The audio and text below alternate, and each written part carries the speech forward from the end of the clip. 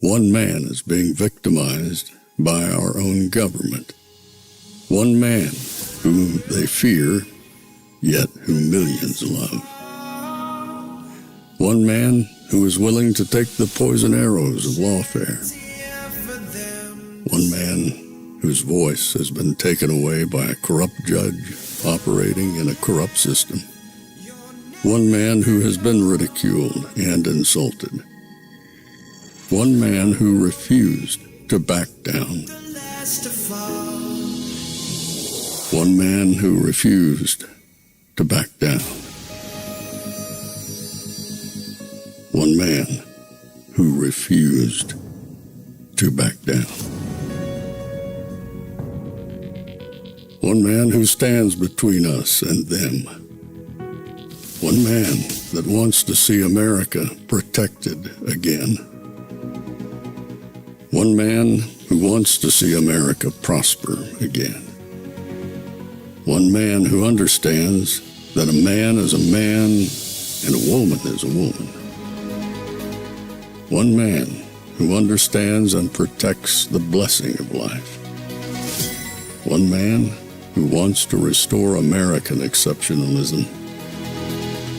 One man who once again wants to make America that shining city on a hill for all to see. A place where all the people of the world glowingly set their eyes upon. America. One man who unashamedly wants to make America great again. That one man is Donald Trump.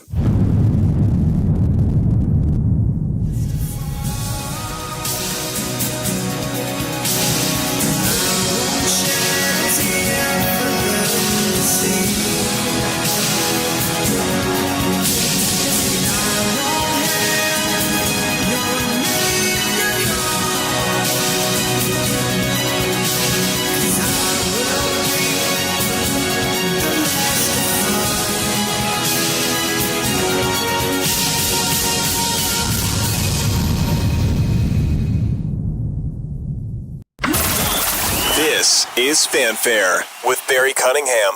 Trump, everybody they know, they go vote for Donald Trump, that's the way it goes. All over America, all over the USA, they voted for Donald Trump, that's what I'm trying to say. Election is over, everyone can see. Donald Trump is now the president of your country. Election is over, everyone can see. Donald Trump is now the president of your country. I want to make America great again. Woo! I want to lower the taxes. I want to bring all American business back from overseas back to the USA, baby. There we go. Ooh, yeah, Donald Trump is now president of your country. Election is over, everybody can see. Donald Trump is now the president of your country. Election is over, everyone can see. Donald Trump is now the president of your country.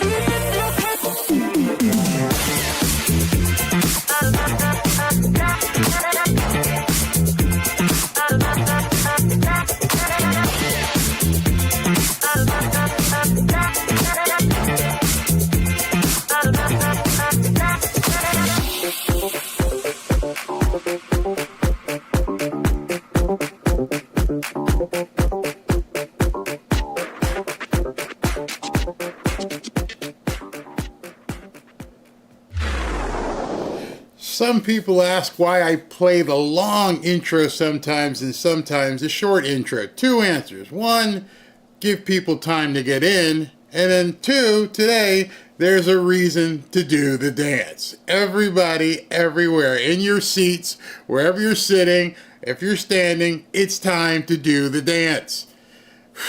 It's been a long time coming. But right now, as of today, there are no federal charges pending against Donald Trump. Still have that Georgia case that's hanging on out there, and you still have whatever Judge Merchant is going to do in New York. Both of those are on complete life support at this point. But the January 6th raid on Mar-a-Lago, the classified documents, the election interference, it's all out the window. It's done. It's over. I don't care what the media is doing, and they're crying in their tears right now. It's just delicious watching everything happen. I'm going to take you down a road, a memory flashback here.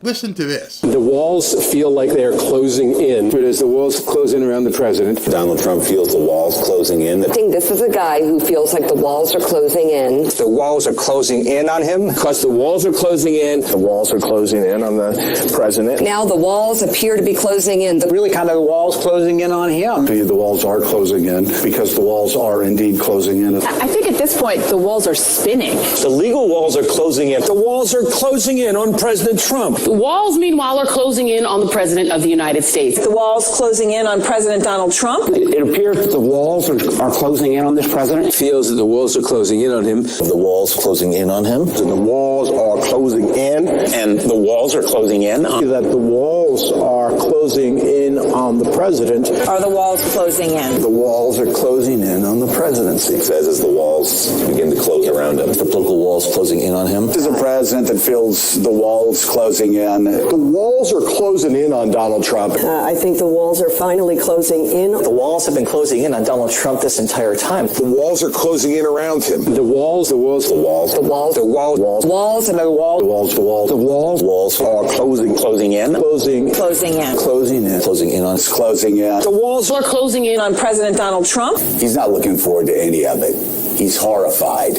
He's just talking big. The walls are closing in. That Donald Trump will become the 47th president of the United States. All right, we have some breaking news. Let's get straight to our Paula Reed. And Paula, we understand that Jack Smith, special counsel, has weighed in on the status of one of Trump's cases. What can you tell us? That's right. Special counsel Jack Smith is saying that he is going to move to dismiss one of the 2 criminal cases against President-elect Trump. Got to break in on her. That was the first thing. They are so slow. And I'm going to get to you about what the media is crying about today, because Elon continues his frontal assault on these people. But they weren't even quick enough to see what was happening. All they could talk about was, he just dismissed one. There's still another one hanging out there. He didn't dismiss both of the cases. That's because they weren't ready for both dismissals.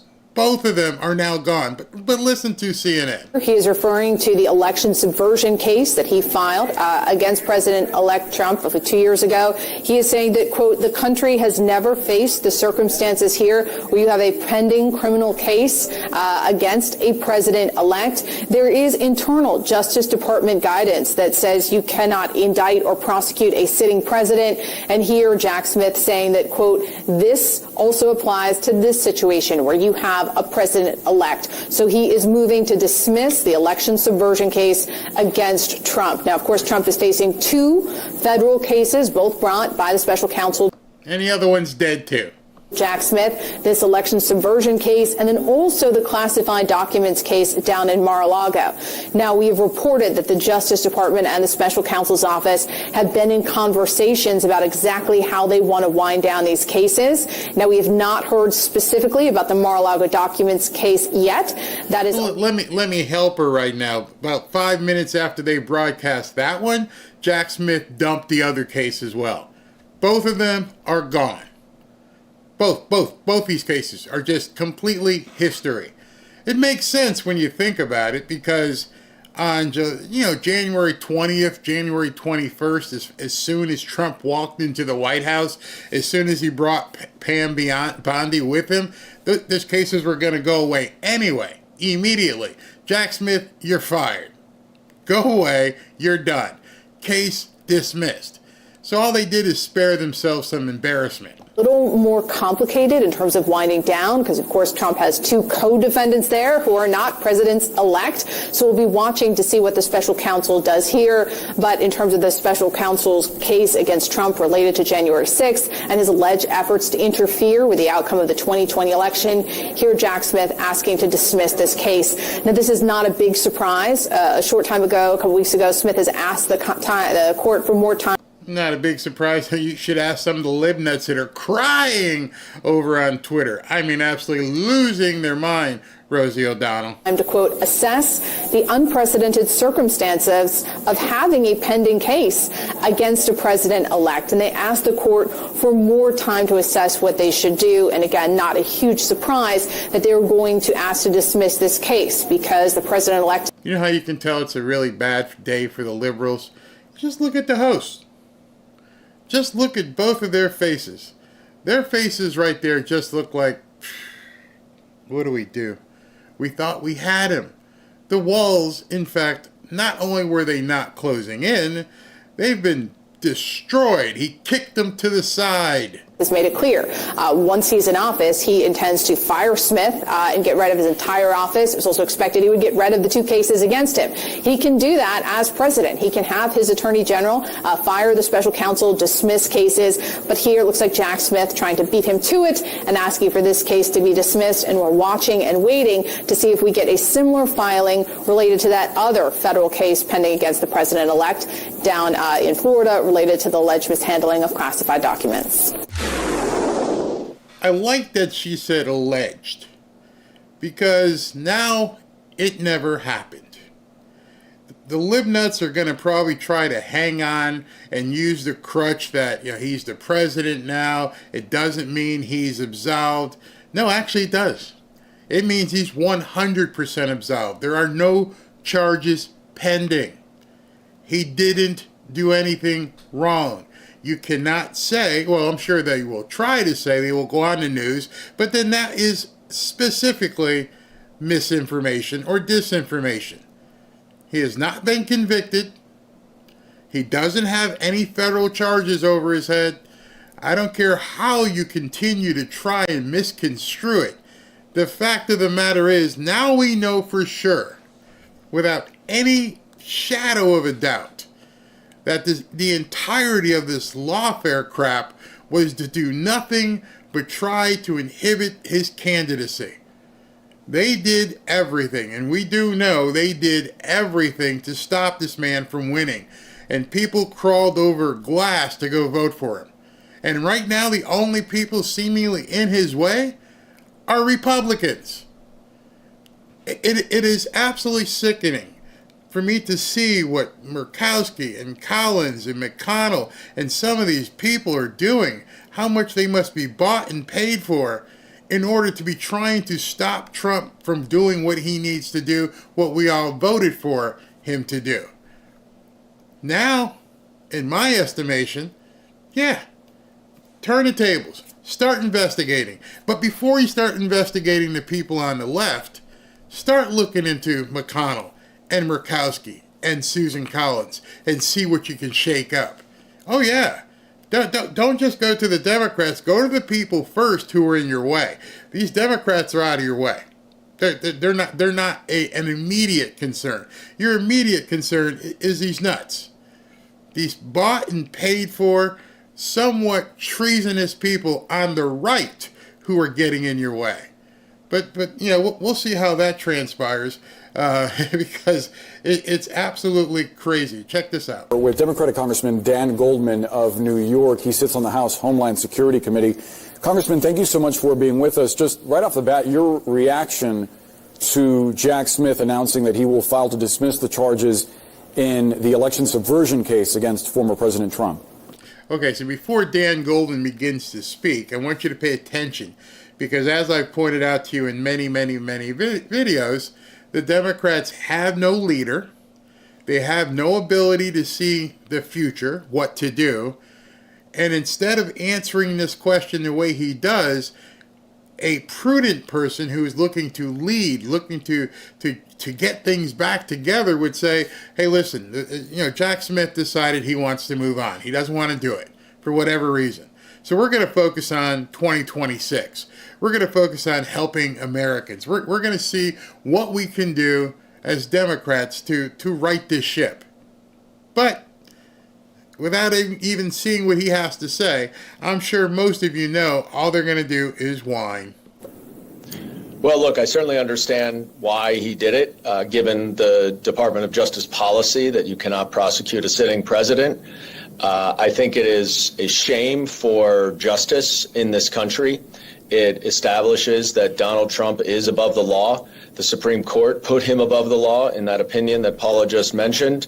But now he appears to escape full accountability for what were crimes charged by a grand jury.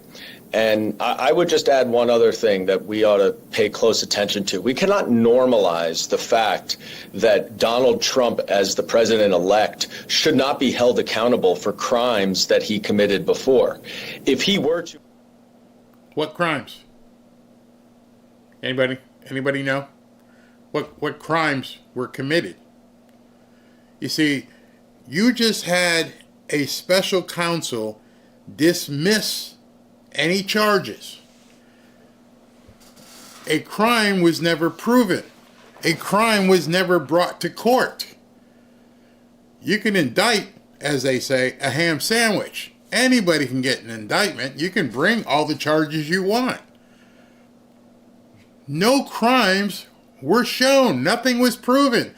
And right away, right back to the same reason that everyone says they don't trust the media and they can't trust politicians, is you go right back to the lie and say, oh, he shouldn't be above the law because of his crimes. What crimes? I challenge you, as a sitting member of Congress, tell me specifically and state the statutes what crimes Donald Trump committed. And then I'll tell you, you're full of crap, because there are no crimes. There's nothing there. You can't keep perpetuating the lie. It makes you look stupid. And I believe Dan Goldman's an attorney. At least he should know that there is no crime if there's there's nothing there. You are actually defaming Donald Trump. Who have fired the special counsel. That would be a gross abdication of the independence of the Department of Justice. And if the shoe were on the other foot, for example, and Joe Biden were to have fired David Weiss, who clearly had a politicized investigation because the House Republicans effectively scuttled a plea agreement, everyone would be up in arms. So let's make sure that we don't normalize Donald Trump's political partisan behavior that has no place under our rule of law. I guess it does. I mean, this is specifically the American rule of law. If you have no charges, you cannot be prosecuted. You know full well there was never going to be a prosecution. You know it was a pipe dream just to try and get the charges so that people wouldn't vote for him. You had no design. There was no possible way you were going to get a conviction. And now you're posturing as if the conviction was, somehow due to a technicality didn't happen, when it never even got to court. All it was document filings. There was no trial. And then the other judge threw them all out anyway. But I applaud the Democrats for their perseverance and, I guess the lack of a better word, insanity. Because they keep pushing the same misinformation. Maybe their people buy this crap. Well, this is what we expected. I wrote over a year ago that there was a good chance Jack Smith would never see the inside of a courtroom for a trial in this case. It made this election the largest effective jury verdict in history. Love how when I saw this clip, I'm like, I got to get that. What he just said there says it all. It wasn't a jury of 6 people. It wasn't a jury of 12 people. It was a jury of roughly 200 million people who had watched all this lawfare on television, on podcast, and had seen this stuff drag out for over a year, where we all saw it and went, this is bad. This is really bad. And the result of which was a complete spanking of Kamala Harris. It is, in effect, it truly is the biggest jury verdict ever. People went to the polls knowing full well, if Trump got elected, that this thing was over. Conversely, I want you to know, especially up in New York, if Trump didn't win, he effectively was going to spend the rest of his life in jail. I mean, the man's 78, 79. What were they going to give him? 5 years? 6 years? Something crazy? Probably. He probably would have died in prison. That's what they wanted to happen. That's what they wanted to make a statement and putting him in jail so you know you're next. And it didn't happen. By re-electing Donald Trump, the special counsel found himself at odds with his own department's longstanding policy against the prosecution of a sitting president. But Smith did not go quietly into that night. I expect that he did get a lot of different opinions, hoping for the right one. But the OLC, this office that handles such questions, has long taken this position. So it would be doubtful that they would change it here. But, you know, Smith had a sort of a gratuitous end to his term. You know, he pushed not only for a trial before the election, and he pushed for months for that, but he also released damaging information before the election, something that many people saw as an effort to influence the election. Smith knew. Because that's all it was about. It was about trying to get people not to vote for Donald Trump. They were doing everything they can with their cohorts. Those cohorts being on MSNBC, NBC, CBS, CNN, everything that they could do to get you not to vote for him, to get you to look at him as a criminal. And as they saw that wasn't happening, as they saw, wow, now we need to move into fake polls. We need to make sure the polls show him getting beat. We have to find some way to stop this train from just barreling down the tracks. Many of us had said over and over, you can't stop what's coming. You will not stop what is coming. And Kamala Harris was a flawed candidate at best. And now we're seeing that they're talking about her being the leading candidate for 2028.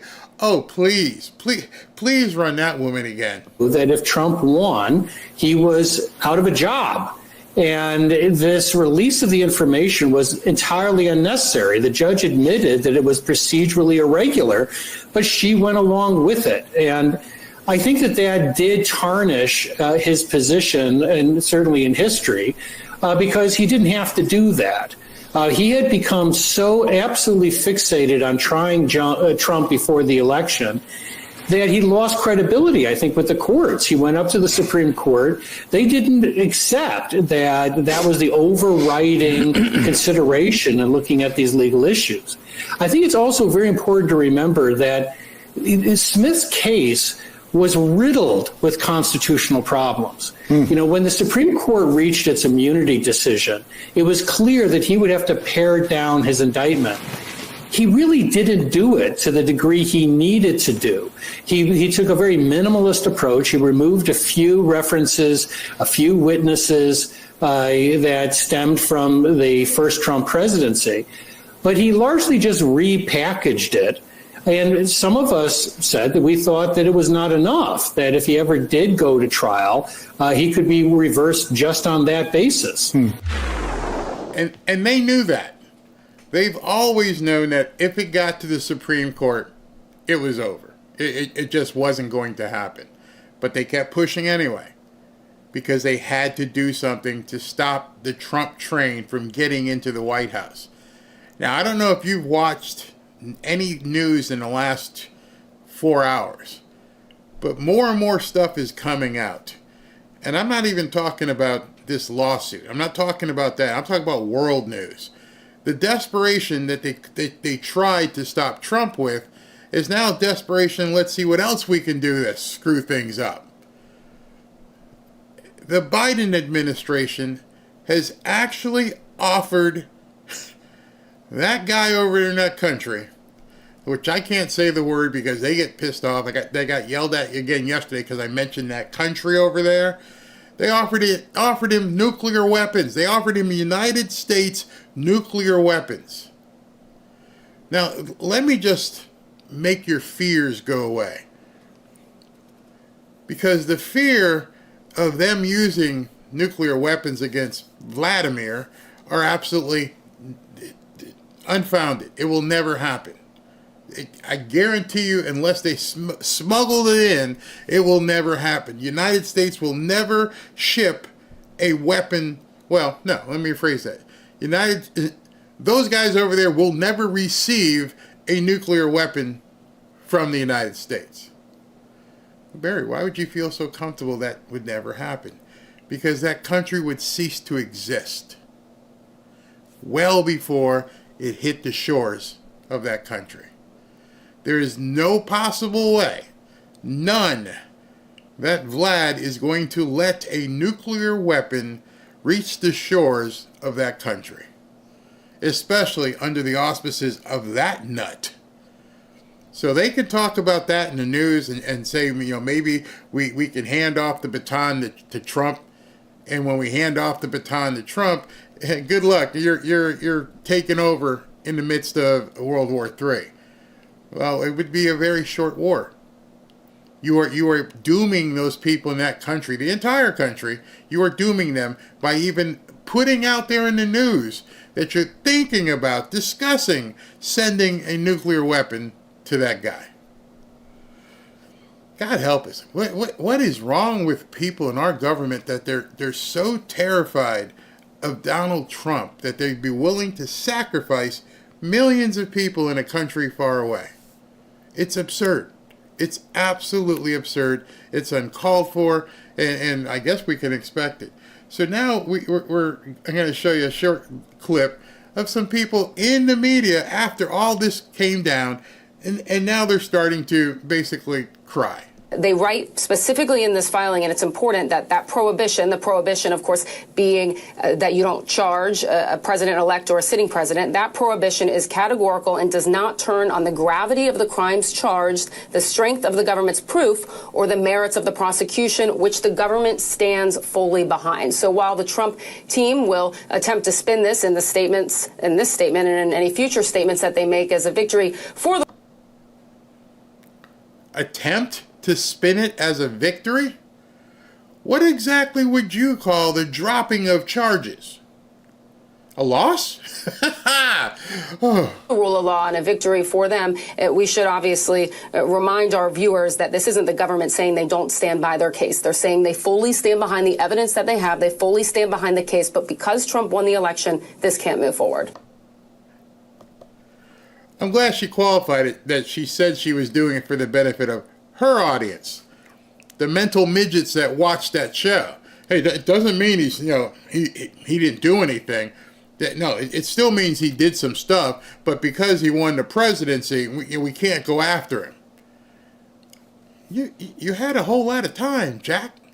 Jack, if you thought you had a case, you could have tried to bring it to the courtroom. But instead, you got these idiots in the media trying to do your job for you and go, this doesn't really, it's not really a victory. I'm looking at the scoreboard that says charges 0. Pretty much, that's a victory for me. You are trying to spin it otherwise. Telling the world that the Trump people are going to spin it as a victory when it's really not. No, I think it's time to spike the friggin' football. I'm pretty sure everyone in Mar-a-Lago, everyone in his camp, and all of you consider, it's a victory. This is an NBC News special report. Here's Lester Holt.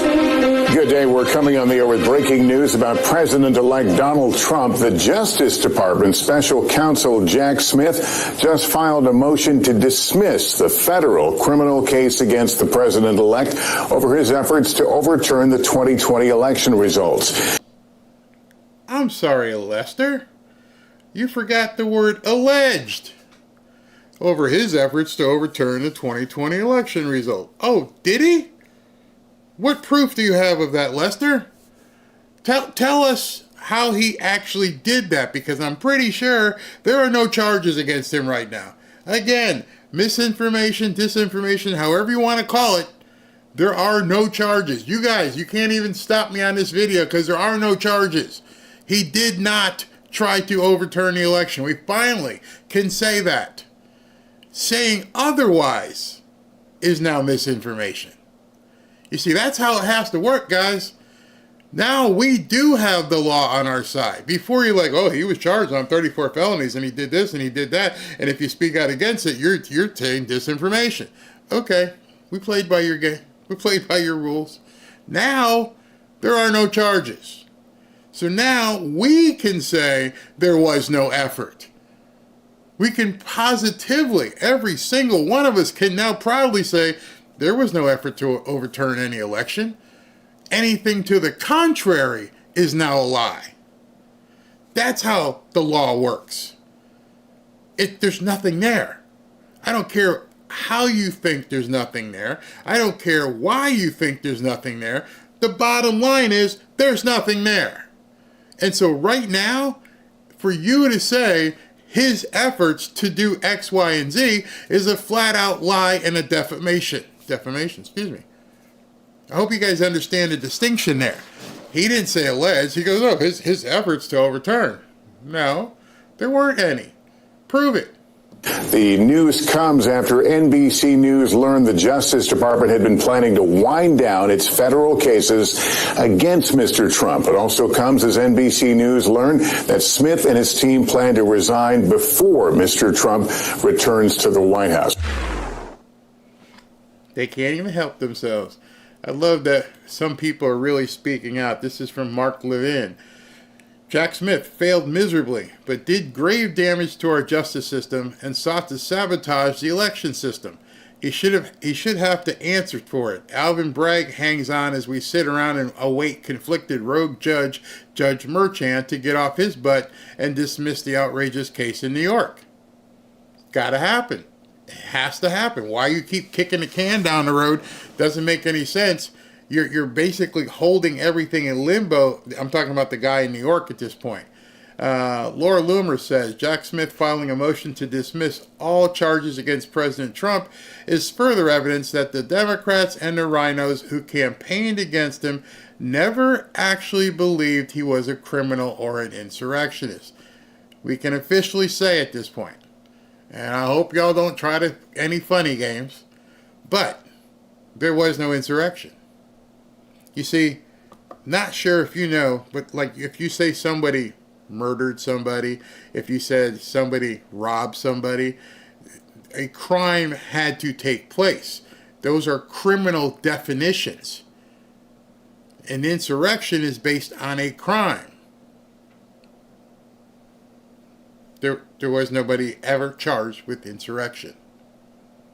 I don't even think there's a single J6er that was charged with insurrection.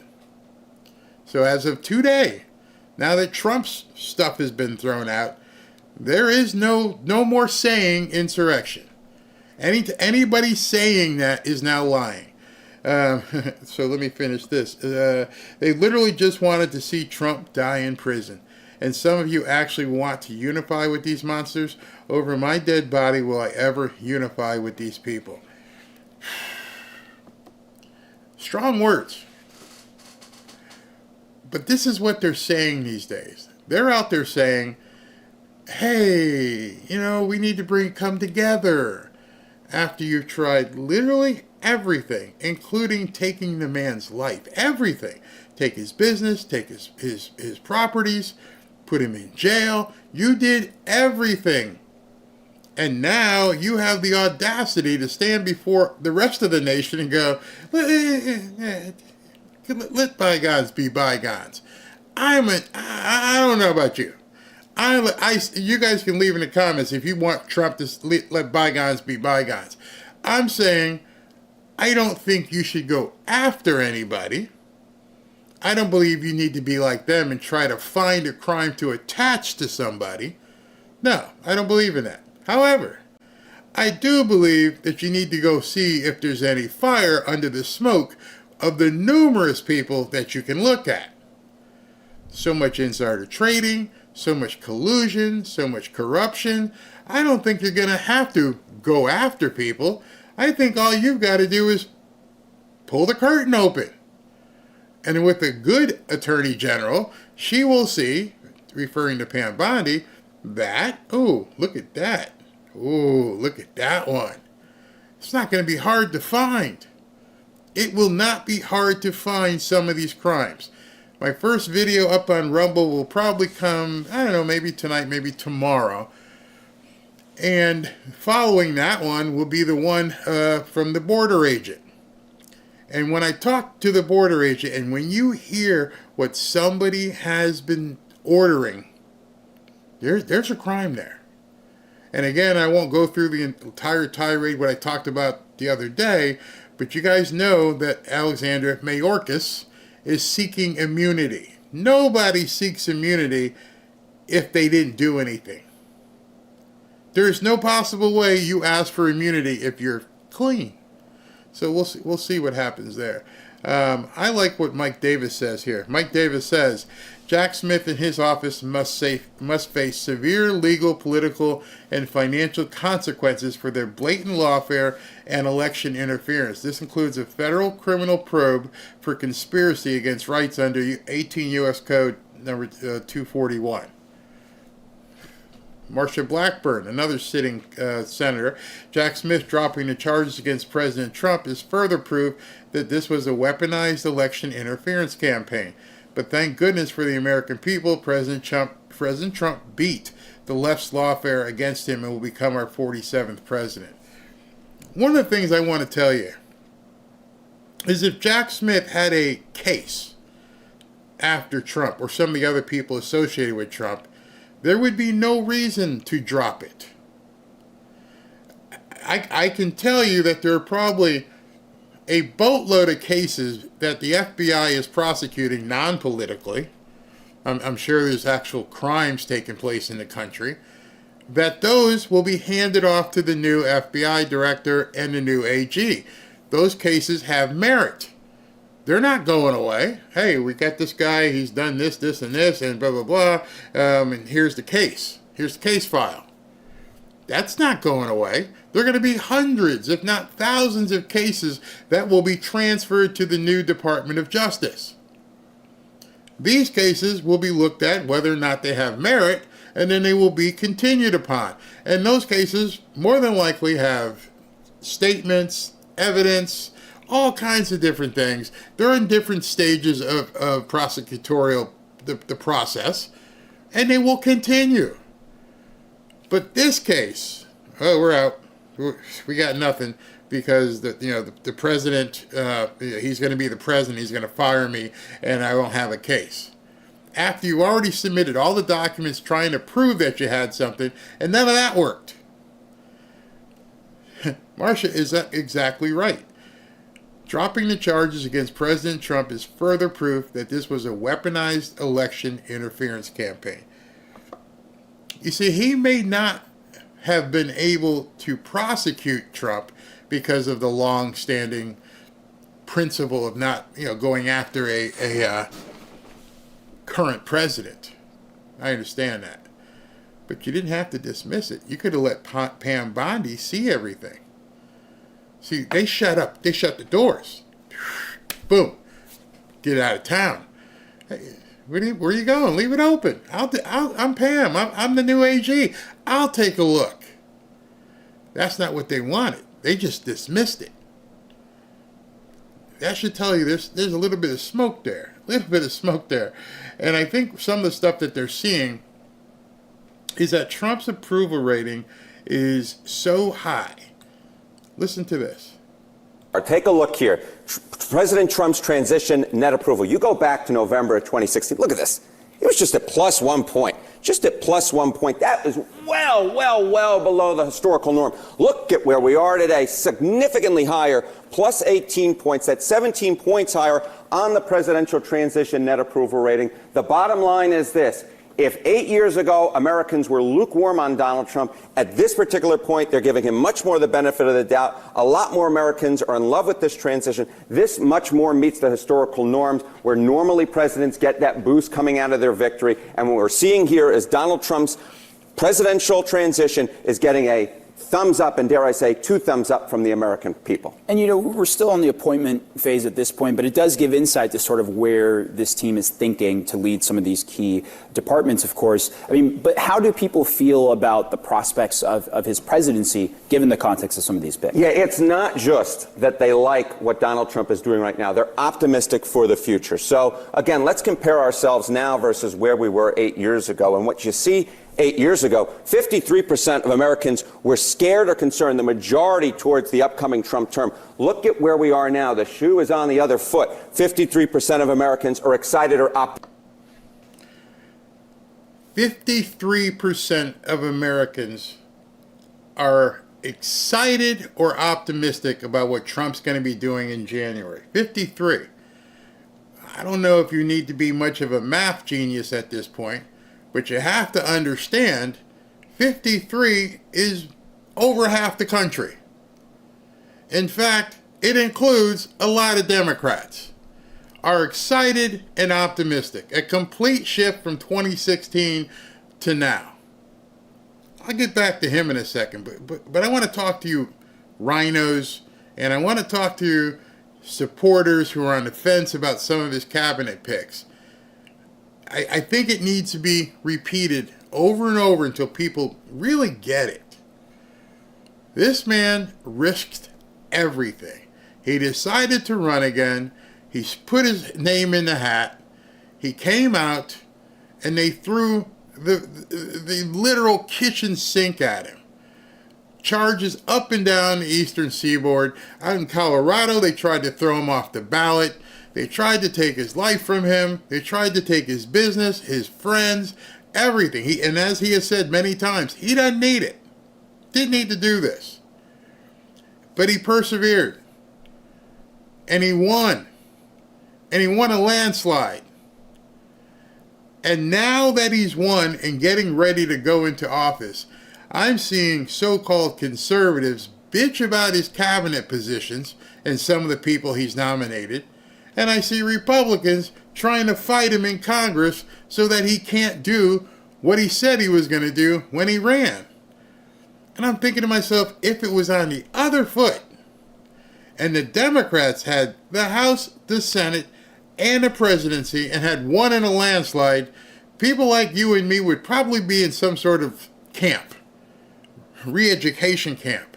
And all the votes would be 50-0. Not 50-0, but, straight up. We're going to gavel everything in. Nobody would question any appointment that these people put up. None. Nobody would question, and I'm talking about on their side, nobody would question whether or not they have the mandate, whether they can do it. And I'm talking not just politically, I'm talking about support base. Because, number one, they wouldn't reach across the aisle and bring in some independents and Democrats or former Democrats to work with. They wouldn't do it. They would just bring in the Marxist leftist nuts and just run roughshod over you with no care of how you were affected.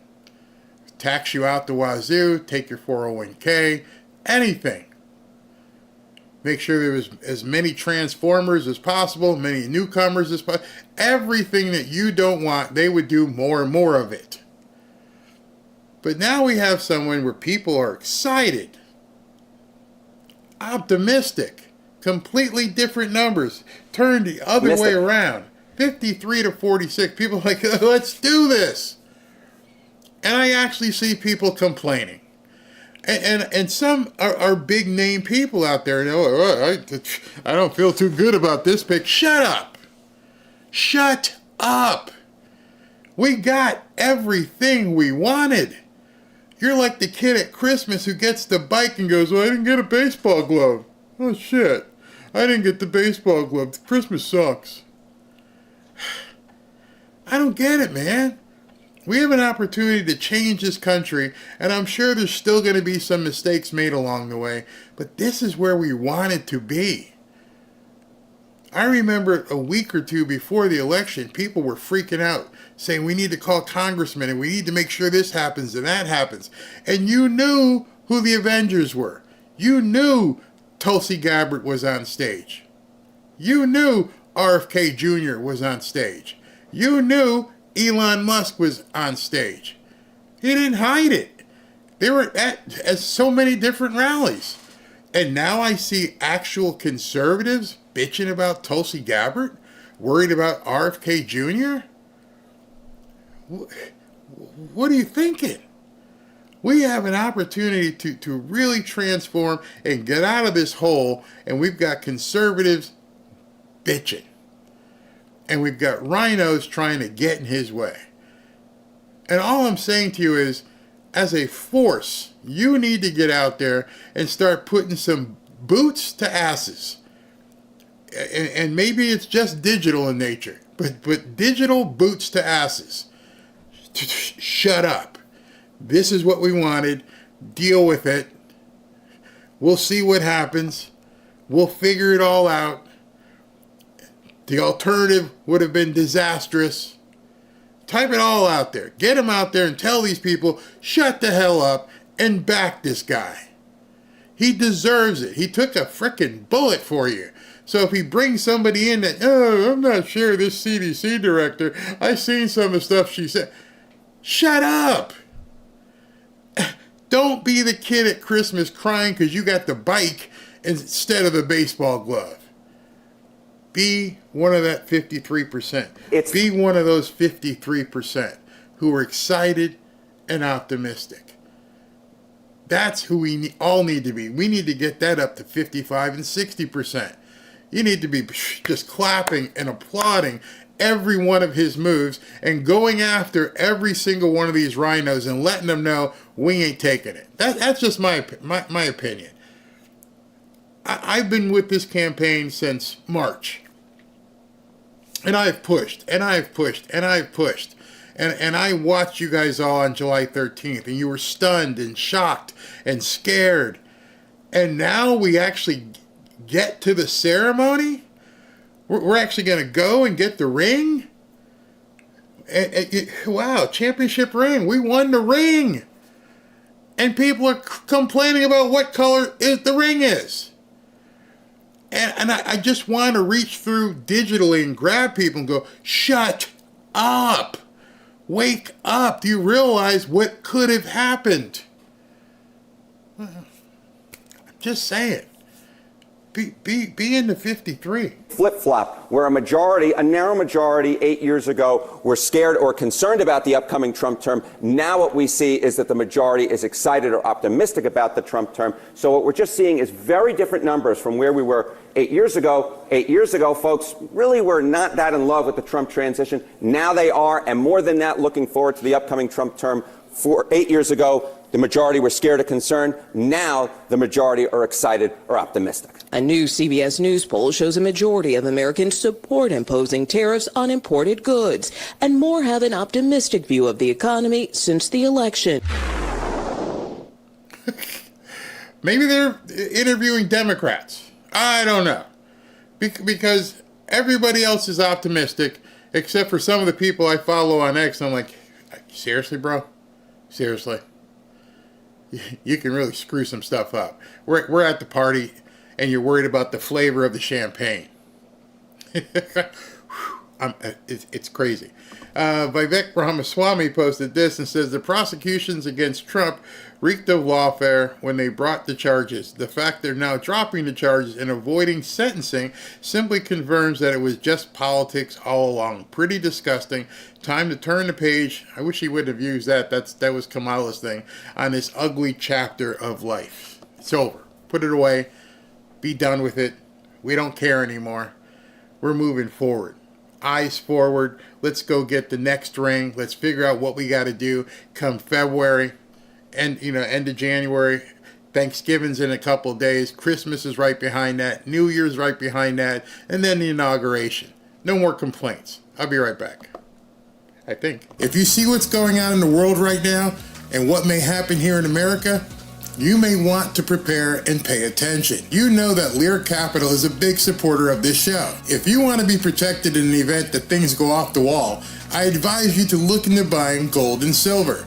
We are all just one catastrophic event away from the value of the American dollar plunging. Do you know what's not plunging? Gold and silver. I'm telling you now, make sure that you have some form of your money invested in precious metals. Lear Capital will ship your gold or your silver coins directly to your house. It's not just a certificate. You can store them in your gun safe, or you can store them off-site in a 24-hour protected facility. It's totally up to you. But when things go crazy here or across the world, the value of the American dollar is going to decline. It's inevitable, and it might not even take a war. We may do it to ourselves. And I mean, the Federal Reserve plays around with interest rates, the US dollar will likely decline in value as well. Meanwhile, you'll see gold and silver continue to rise in value. If you call Lear Capital, they will take the time to educate you and answer all of your questions about gold and silver. Just give them a call at 800-601-5430 or go to Learberry, that's me, Learberry.com, to download your free de-dollarization report. You should know that Lear Capital is an American company. If you call them today, you'll be speaking with people right here in the United States. Now is the time to take action. Call 800-601-5430 or go to Learberry.com. And when you call, ask them how you can get up to $15,000 in bonus gold with a qualifying purchase. There's absolutely no obligation to buy anything. Just free information on protecting your hard-earned dollars with gold and silver. When you think about it, you're actually not buying anything. You're simply going to be exchanging dollars for gold, moving currency. Give them a call today. Tell them Barry sent you. All right. Let's take some comments and hear what you guys say about this stuff. Can you buy gold from Lear Capital in the Netherlands? Sure. Give them a call. They'll hold it for you, or they can ship it to you. Either way. I think some people should be charged for what they did to President Trump. I completely agree with you. Barry keeping it real. Yeah, trying to. Somebody said, Barry, where can we see the border interview? So here's what's going to happen. I'm going to post an excerpt, a clean excerpt here in probably my show. Probably tomorrow. Tonight I'm going to insert a clean insert. I say it clean, knowing again get by the censors here. And then in the description there'll be a link, and it'll be linked to the Rumble page and to the X group as well. Trump has been a blessing. I believe that too. I mean, it's amazing when you get what you wish for and then complain about it. July 14th. Every single person on X was praying that the man survived and that he would win. And now today we've got people complaining about that. Wow, hey, Essie, I didn't know that. We've got 10,958 people in the fanfare group right now. Love that, absolutely. By the way, let me see if I can go ahead and let you guys see this. If you want to join the private group, go to fanfareshop.org. /group, and you can join what's soon to be 11,000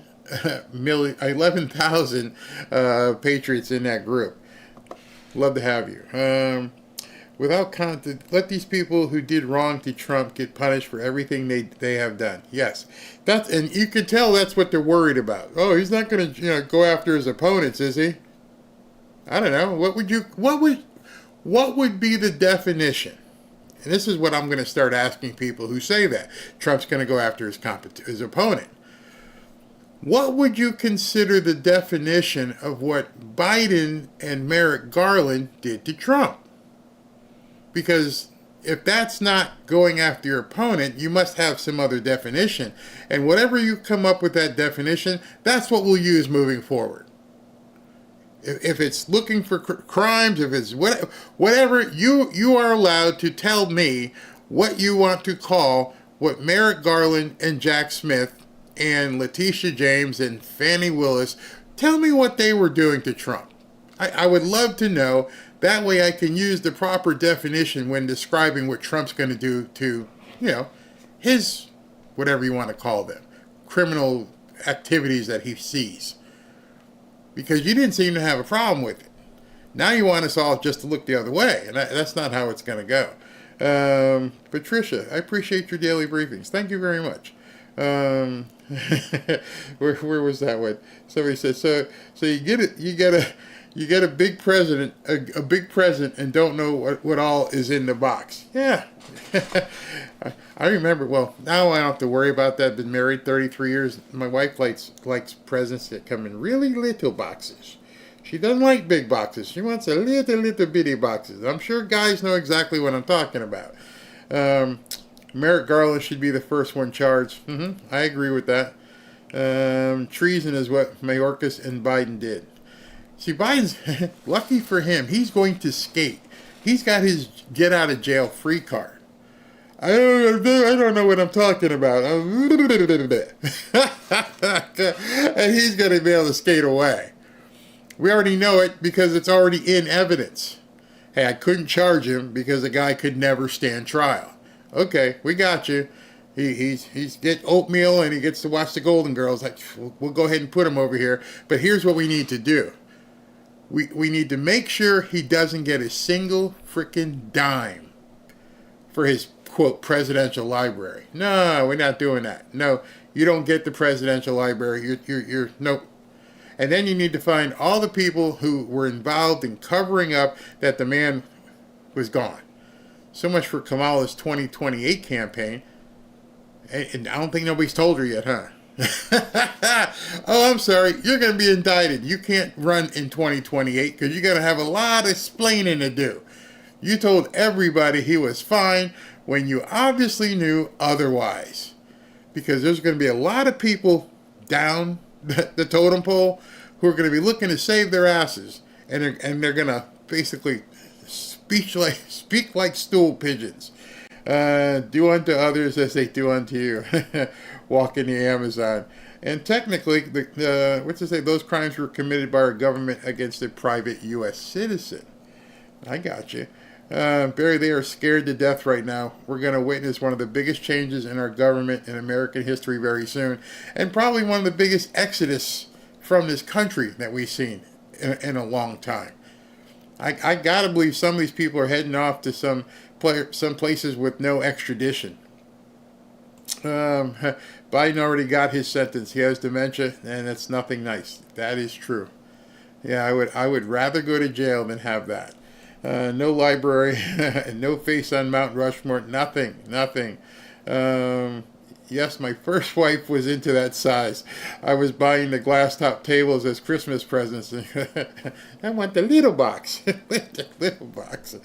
And now it's like not even, I just take her shopping at this point because she doesn't trust my judgment. So she'll like, don't buy anything. I'll take you to the store and I'll point out, make it one of these three things. Okay, all right. But what she's really meaning is make sure it's these three things, not one. That's what she really means. Uncle Joe doesn't care about the people and over there. He couldn't care if Mr. P nuked them, if he could blame President Trump for it. I think I heard, and I will have to check, but I believe that if they aren't close, they're getting close to a ceasefire over in the Middle East, which would be huge. Barry, where do we stand with Hexif? I'm so sick of them piling on every cabinet member Trump pick. What are we to believe if he has amendments? All right, so with Pete Hexif, again, with Trump, exact same thing. Literally, the exact same thing. There are no charges pending against President Trump. i.e., he didn't do anything. There are no charges pending against Pete Hegseth. There isn't even an investigation. The police didn't find that there was any credible information to move forward. Period.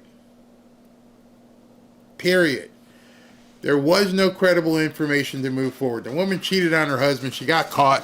And it was, people doing a horizontal boppage that they shouldn't have been doing. Which always gets me is that you got an adult man and an adult woman, and they come together and they have a transaction of sorts. And then after transaction happens, one of the two feels like, oh, I need to cover this up, goes to the police and says some things, and the police go, no, we can tell you're lying. We're not doing anything. But somehow the media wants to clutch pearls and go, oh my God, oh my God. Well, she said it happened. Well, the police said it didn't. End of story. What are you going to ask him? The dirty details? What did you do? And when did you do it? And how was it? And I can't even imagine. What would you ask? It's over. It's done. There's no charges. Do you really want me to have the details of the deed in my hearing? Yes. Oh, okay. It doesn't make any sense to me. You heard what Kavanaugh, the whole Kavanaugh thing, they completely made it up. It did not happen. And they just put out all these sordid details of stuff that it was a Harlequin romance novel. So yeah, me and my boys, and we did this, and we had this party, and we did. You just made it up. And so now they're probably going to do the same thing with Pete Hegseth. So how many other women have you, done some stuff with? Huh? Well, did any of those other women have a problem? Maybe we should look and ask them. It's all going to be a dog and pony show of epic proportions. It's going to go on for a week or two with them asking every kind of sordid detail, and they probably will look to elicit from him the graphic details of what happened in that hotel room. Not realizing if you get too graphic, you're going to embarrass the woman that you supposedly care about. You're going to put her husband, if they're still together, and their family through all kinds of hell because you want to go after Pete Hegseth. To me, you call us deplorable? That's deplorable. You're going to want to hear all that information? That's pretty sad. Pretty freaking sad. Wouldn't that be disinformation when there's no crime committed? Pretty much. But they don't care. They don't care at all. Pete won't go. Yeah, Pete won't cry like Kavanaugh, and I don't think you want to mess with Pete. I'm pretty sure the person questioning him might get an answer they don't want if you ask Pete the wrong thing. And not so much the woman, but some guy up there, some dweeby-looking dude is going to ask Pete, so what made you think that you could, and how could you? You're asking because you never knew, huh? Oh, I can tell it's something that it's way out of your purview. Not something you're used to, right? You never had that opportunity. You just, never mind. I ain't going to go there. But anyway, lying under presidents of law, Mayorkas, Fauci, yep, all of them. It's going to be bad. It's just going to be bad. The left has no shame. Well, you know what? Of course they don't have any shame, because nobody ever holds them to any shame. They have been able to, you can just turn on MSNBC and you realize their entire network is based upon no shame and absolute lying and making stuff up. Which is a great segue into story number 2 here. Story number 2 here, or actually, I don't know if it's number 2 or number 3 here, but it's pretty, how can I say this? It's pretty revealing what Elon is doing to the media. And I showed you guys some things the other day about what he was doing and how he was going after MSNBC and going after them really, really hard. And he's basically going after all of the media. Well, you want proof that it's working? You want proof that everything that Elon has been saying is really getting to them? I'm going to show you this proof that Elon is getting to their inner core. You know, if you're a girl or boy in grade school and you wear glasses, kids can be terrible. Hey, Four Eyes. And it causes you to cry, which then makes what? They keep saying it. Hey, Four Eyes. See, you don't say something to a kid, even at that age, without the intent of trying to get to him. If the kid who had four eyes just said, F you, or punched you in the face, then you might not call that kid Four Eyes anymore. See, the media doesn't understand that because most of them are soy boys themselves. And so now you've given Elon Musk red meat. I mean, wait till you see this. These people don't even understand what they're up against. Everything we do is under fire. Elon Musk sits on Twitter every day, or X today, saying like, we are the media, you are the media. My message to Elon Musk is, bullshit. You're not the media. You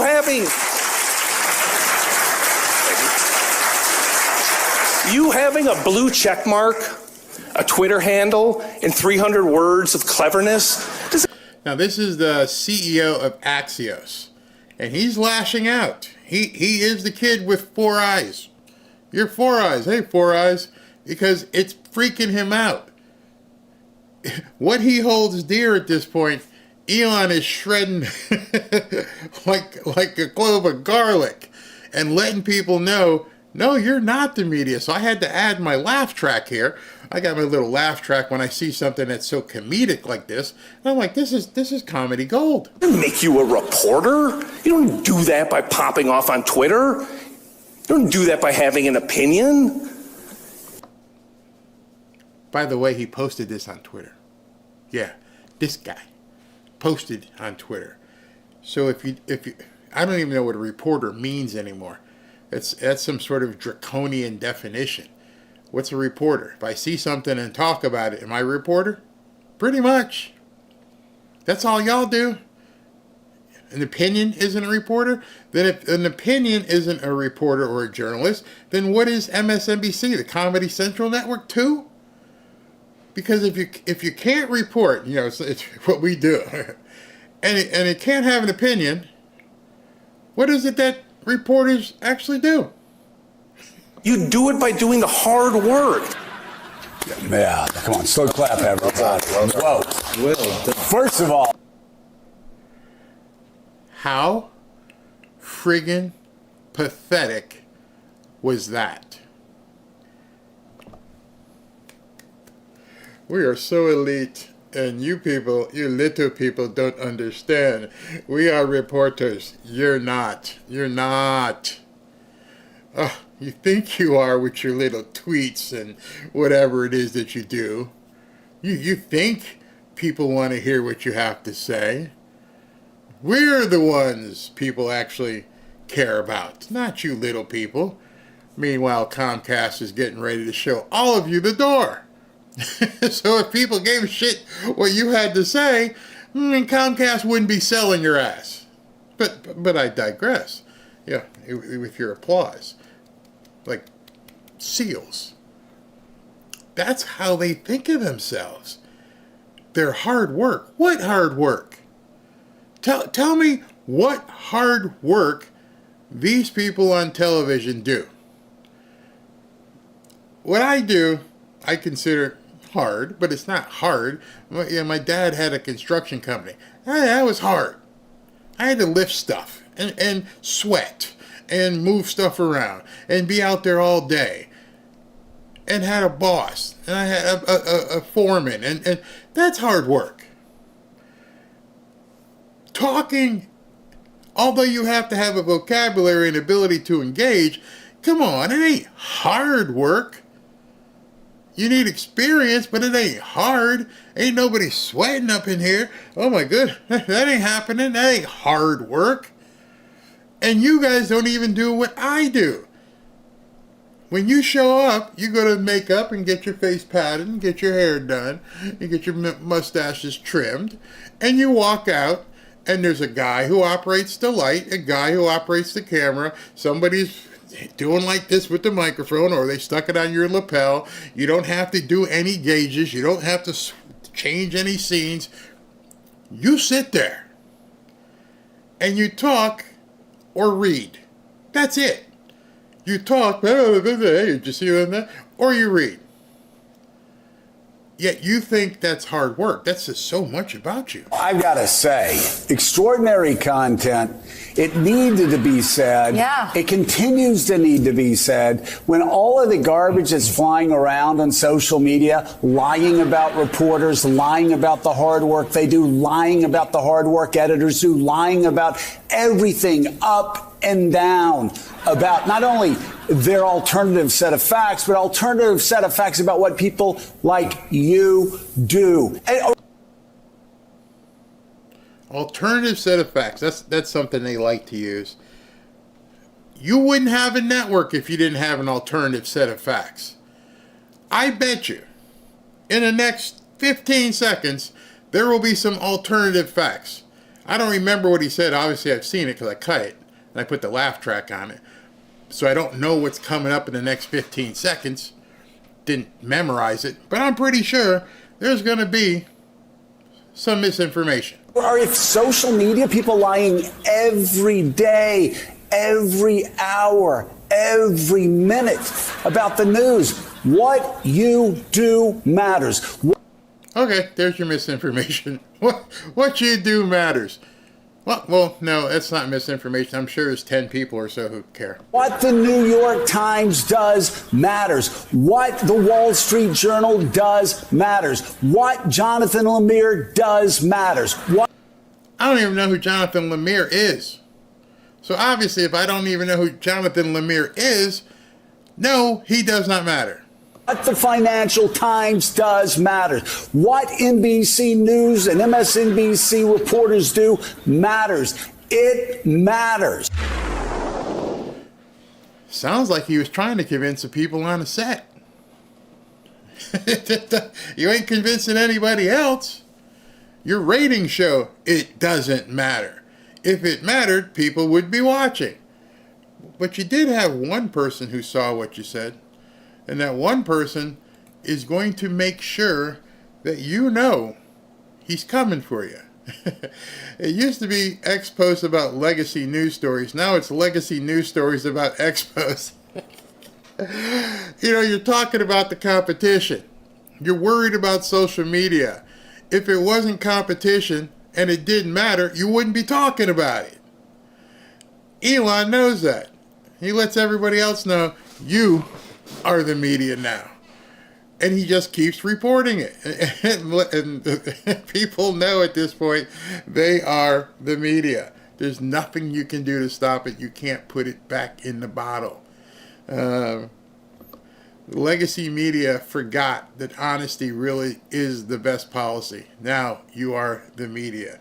The power is returning to the people. We are winning. You can't stop it. You can't even hope to contain it. You are so far out of the loop at this point, you can't see beyond the skyscraper in front of you. You don't understand how the person in Oklahoma has no need for you. How the person outside of a small town in South Bend, Indiana, has no need for you. It is so bad, they're selling your network. You cannot compete with what's going on out here. You cannot compete with, not even close to somebody like Joe Rogan. Joe Rogan eats your lunch. And he posted something on it. He said, since 2020, the accountability from leaders was low and mainstream propaganda was high. The garbage is finally being taken out. You see, the problem that these people in the media have is that there are too many of us. Before, you could bang your hand on the table and say, you are the ones in charge. And I have a video where Mika actually says, we're the ones who are supposed to let you know what to do. She actually said that.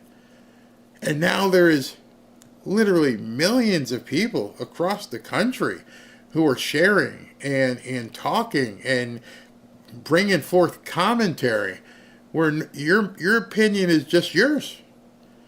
It's yours and the other 4 people you have on set with you. If you go look at some of these people's X-files or X-profiles and see what they're doing, it's almost they're afraid to get out there. They're almost afraid to let people know, it's me. This is a little bit vulnerable, isn't it? Yeah, it's real vulnerable. Step out here and people are going to let you know what they think. See, and there's things you won't talk about because your ivory tower there won't let you discuss it.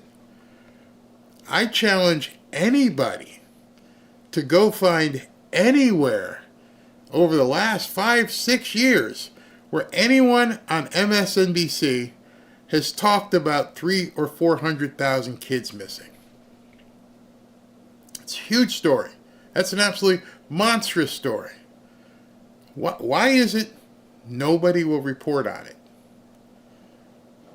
Because, and they don't realize that really hurts your credibility. That really shows people you're not really news. You're propaganda, and you're only allowed to talk about certain things because those certain things are safe. You can't talk about this. When's the last time you did a story on, I don't know, the counter effects from, the jabademic? Oh, you can't talk about that either because 75% of your revenue comes from them. People know this stuff now. People know that you're bought and paid for, that you're basically a show monkey. And you're told to get out there and shuck and jive and stay away from this and stay away from that. How many stories have you done over the last 5 years of the women who have been violated jogging along the park by some newcomer? How many stories? How many have you dug into? Why not? Joe just told us this, what we say matters. Well, why aren't you saying what matters to people? You see, there's no coming back for them. They don't understand that at this point, you have made, and I'm going to show you when we get to the finish here, it's over. It's just you're a walking cadaver. You just still have a little bit of a heartbeat. And you got Elon out here who's just ripping you guys apart. You got this one, he goes, and this is not to be. Axios CEO had a meltdown because Elon Musk says citizen reporters have eclipsed the corporate media. And Elon responded, and he's using the same refrain over and over to reach millions of people.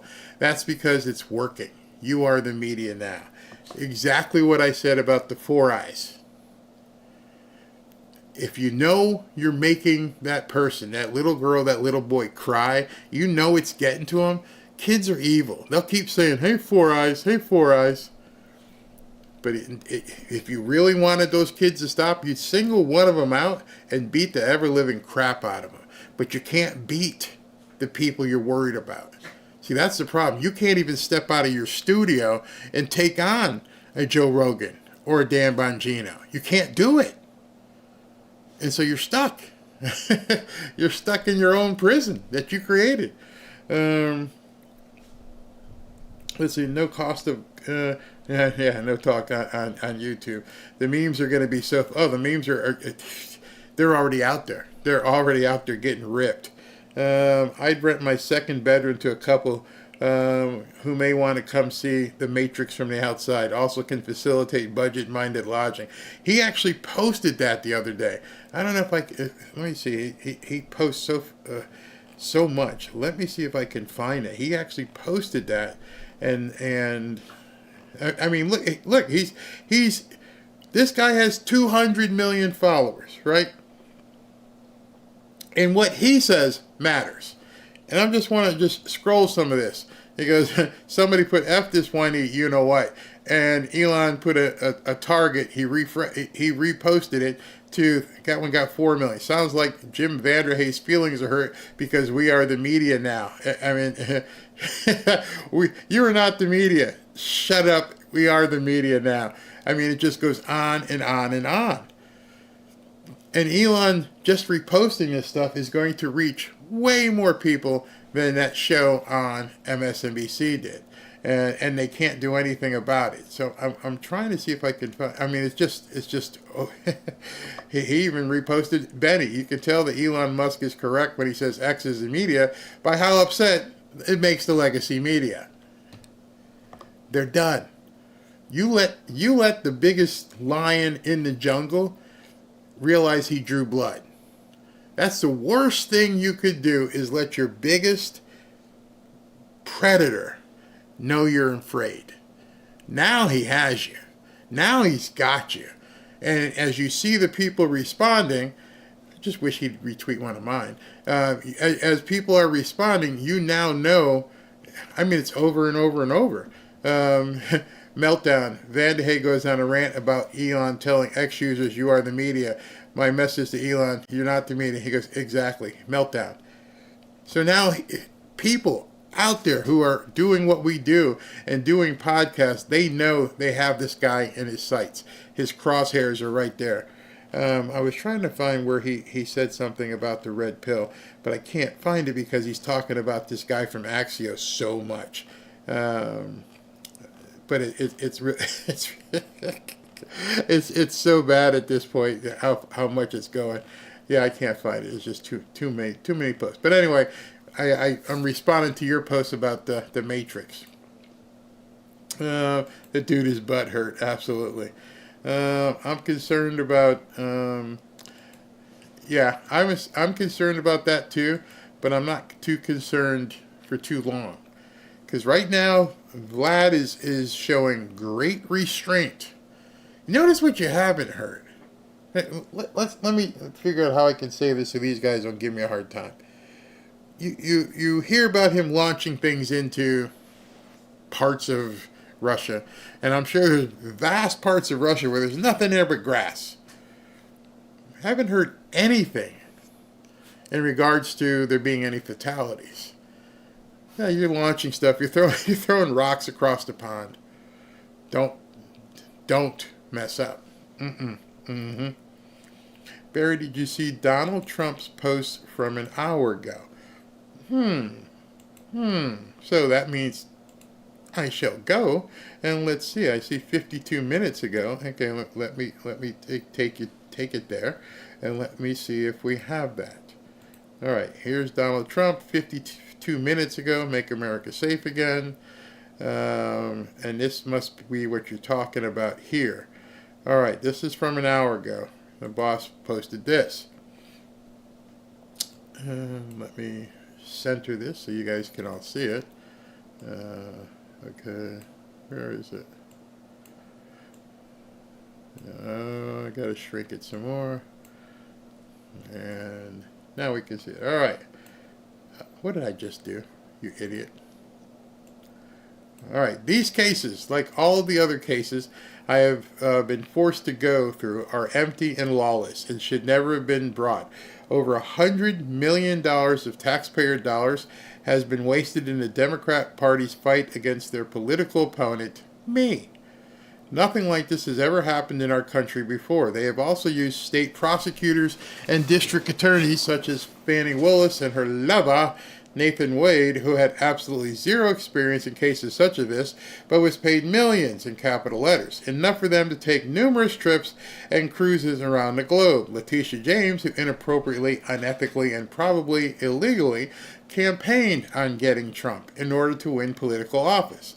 And Alvin Bragg, who himself never wanted to bring this case against me, but was forced to do so by the Justice Department and the Democrat Party.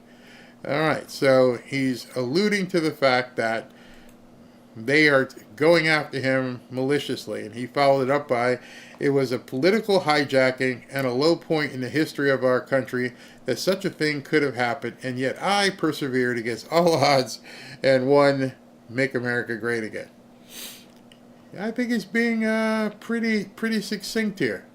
I think that's the one you were looking at. So Trump ain't taking no crap. And I like when he uses the big capital font and when he also talks about it being illegally, because that means they're going to go look at it. They're going to go look at it for sure. All right, let me go back in here. Pure evil. Yep. We don't need to give any money to any other country right now. Let's hear. Okay, what's this, Barry? 2 things. Trump reneged on one promise. Hillary didn't go to jail. Proof he does not go after people. No problem for me. And 2, he had vetted with a microscope all of his nominees. Okay. I am a big Trump supporter, but should I remain in education? I teach CTE in Hammond, Indiana. Help me out. Should you remain in education? I don't know how quickly they will dismantle the Department of Education, but if you're a teacher, that probably doesn't have much to do with the federal Department of Education. You work for a school district or a state Department of Education. All he's saying is we're not going to do it at the federal level. We're going to let the states decide how they're going to handle education. So basically, if you know what the state of Indiana is going to be doing and how they're going to be handling the education, I would start contacting people at the Department of Education in the state of Indiana and asking them, what's your 30, 60, 90-day plan come January? What are you doing? What are you doing if he disables or dismantles the Department of Education federally? They better have a plan. Your teachers union better have a plan. This isn't coming by surprise. So I would ask the people in your specific state, what's the plan? Need to come up with one. They can't be sitting there, get caught with their pants down. Make room in prisons. Wow. She's so old she'll probably die soon and go to the lake of fire. I think they're talking about Hillary. I think education still needs good teachers. Yeah, a good proficient teacher. I don't think I've heard Trump say anything about wanting to do away with teachers. He was talking about the Department of Education and the money they waste, and it's basically a huge money laundering scheme, and how the government gives to the Teachers Association and the education, and they donate it right back to, Democrats. Yeah, I don't think it is going to affect you at that level, but I would seriously give a call or start talking to people in your state and find out what the school boards are going to do throughout the state. Do it that way. Good teachers have nothing to worry about. You are appreciated more than you know. I completely 100% agree. 100% agree. Probably all these RINOs and get them out of Congress very quickly. What will be the requirement for podcasters in order to attend their White House brief? I don't know. I'm waiting to hear how you get on the list where they can push your button. Let's see. Stephen Gardner. Where'd that go? I like Stephen. Stephen Gardner just had a guest on talking about the education and school choice. Yeah, but I don't think it's nothing to do with the teachers at a local level having an issue. I don't think there's going to be anything with people looking to fire them or anything of that nature. It's unfortunate teachers don't make a salary comparable to Japan. Yeah. Good non-woke teachers are needed so the next generation gets the proper education. I believe that. What? I appreciate your version of mimicking Don Bongino's show almost to a 10, except for the preaching at chastising your audience and patting. No, I don't chastise my audience. And I'm also not mimicking Dan Bongino's show. So I'm not really sure what you mean. In fact, I so not mimic Dan Bongino's show. Let me go into the next part of this show, which I know for sure that Dan Bongino doesn't do. Which, by the way, I like Dan Bongino a lot. But no, I am not mimicking him. And if you think I'm chastising people, then maybe you should just keep watching his show. Just saying. Just saying. All right, here we go. Here's the big finish. 10 Stories that you just gotta hear. Number 10. Number 10, just because. Just because he needs to be on these end of show 10 things, because this is absurd that this man is leading a huge committee in the Senate. Did you hear the question, Senator? Running for re-election in 2026? All right, I'm sorry, you all. We're going to need a minute. Senator. Benny. Yep.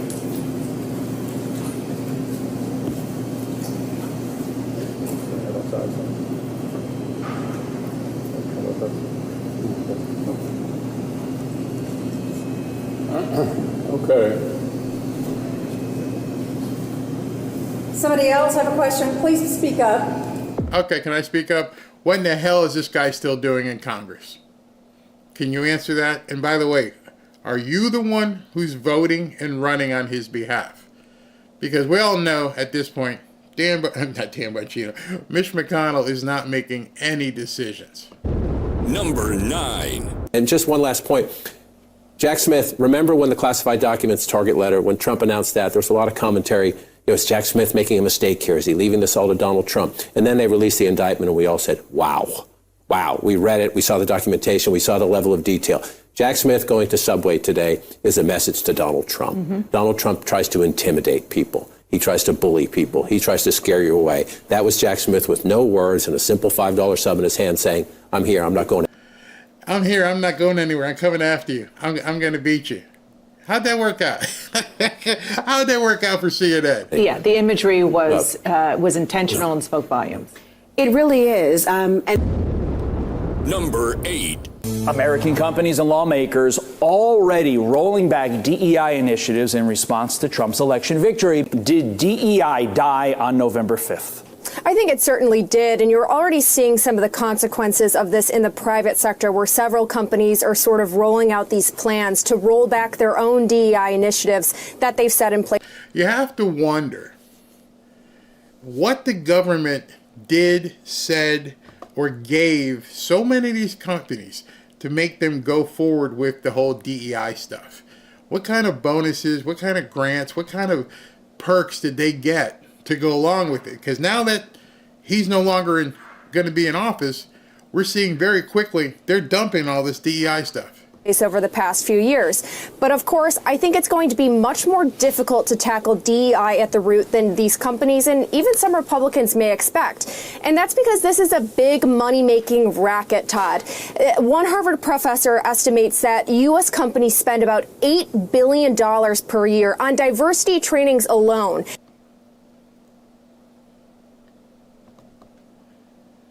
$8 billion on diversity trainings. What did we ever do as a country before diversity training? When you actually had to, tell somebody what a man is and what a woman is, and we need the training because you guys won't define it. We need the training because we look at some of these people and go, I have literally no idea what the hell you are. That does not include the very profitable DEI consultants who can charge up to 6 figures for their work when they go into some of these corporations. And then, of course, there's the other issue, which is that even if you get rid of DEI initiatives in some of these private companies, and even at the federal government level, you still have not tackled the root of the issue, which is higher education. These ideas did not come from nowhere. They need to be torn out root and branch from our colleges and our universities, which, by the way, are also funded by our taxpayers. Dollars. So the lady earlier who was talking about, what should she do? She's in education. Need to find out how to get some of that money back into the school system that they were paying for DEI. Need to find out who in your local school district has the purse strings for the DEI. Who is responsible? Because all kinds of money was being doled out by the Biden administration to get people to buy into this crap. This absolute albatross, this thing, DEI. What in the hell is DEI besides didn't earn it? It's insane. So where'd that money go? $8 billion? Number 7. I think that politics has substituted religion to some extent. People have almost like this religious zealotry toward their political beliefs. This woman who, in case you don't know, is Anna. I don't know how to say her last name. Anna Kasparian, maybe, from the Young Turks. Young Turks is a big podcast, big show. They run it. I mean, they get tens of millions of views, and they've had it. They've absolutely had it with the Democrat Party because there is no longer a Democrat Party. It's a nut party. They've left behind so many Democrats, as you have seen with Tulsi and RFK Jr. and Elon. Those were Democrats. What they have now is whatever is left over is complete shit. Excuse my language. Democrats don't recognize it, don't want to be a part of it, and this is what she's talking about. And when that happens, it's really difficult to have a conversation with someone without it immediately devolving into allegations of bad faith, of, lying, deception, all sorts of things. And so maybe that's part of it. But honestly, I didn't really notice this as an issue in America until Donald Trump was running for president, and then after he got elected as president. And I am 1,000,000% guilty of honestly allowing him to kind of break my brain for a little bit, because I saw him as such a significant threat. Numbers. And I will applaud people who realize I was brainwashed. I didn't know what the hell was going on. I shouldn't have reacted this way. Now I realize he wasn't. 6. What a great way to start Thanksgiving week. A rally that carries stock prices to new all-time highs. Look at it. The Dow Industrial is up over, maybe 380 points at the opening bell. NASDAQ up about 140. S&P is up 0.6%. Still a solid gain there. Trump's treasury pick, Scott Bessent. Now, he's a big hit on Wall Street. He's stimulating some of this rally. His priority is tax cuts. You might call this the Bessent rally. So I call it the Trump effect. So when he was doing that broadcast there, since then we're getting close, if not, it's 5 o'clock. So it has closed at this point, and it has closed up. I'm talking about the market, and let me see if I can show you guys. Let me bring this up here. Where's my producer? I need a producer to bring this stuff in here. All right, so the market, as of right now, or actually for the day, it closed at 44736, new high, and plus 440 for today. And there you can look at, this is the 1 day, and this is the 5 day. When you look at a trend line like that, and it goes back 5 days, makes you wonder, doesn't it? How the numbers are. That trend line is showing up like that. Wonder what happened. What happened? Oh, wait a minute. Let me go back. Here's a 30 day. What happened like right here? Oh, that's Monday, November 4th. And then bam, bam, bam, bam, bam, bam, up and up. That's your Trump effect right there, people. This is the day before the election. Where you see my mouse right there. This is the day before the election. And we're on that would basically be in like a 45-degree angle at this point. It's soaring, not crawling, soaring under Donald Trump. You think people are going to realize something in a couple weeks, or actually a couple months, when you find out that making certain moves is going to make your groceries better, your prices? It's going to make your gas prices go down. Things are going to get relaxed.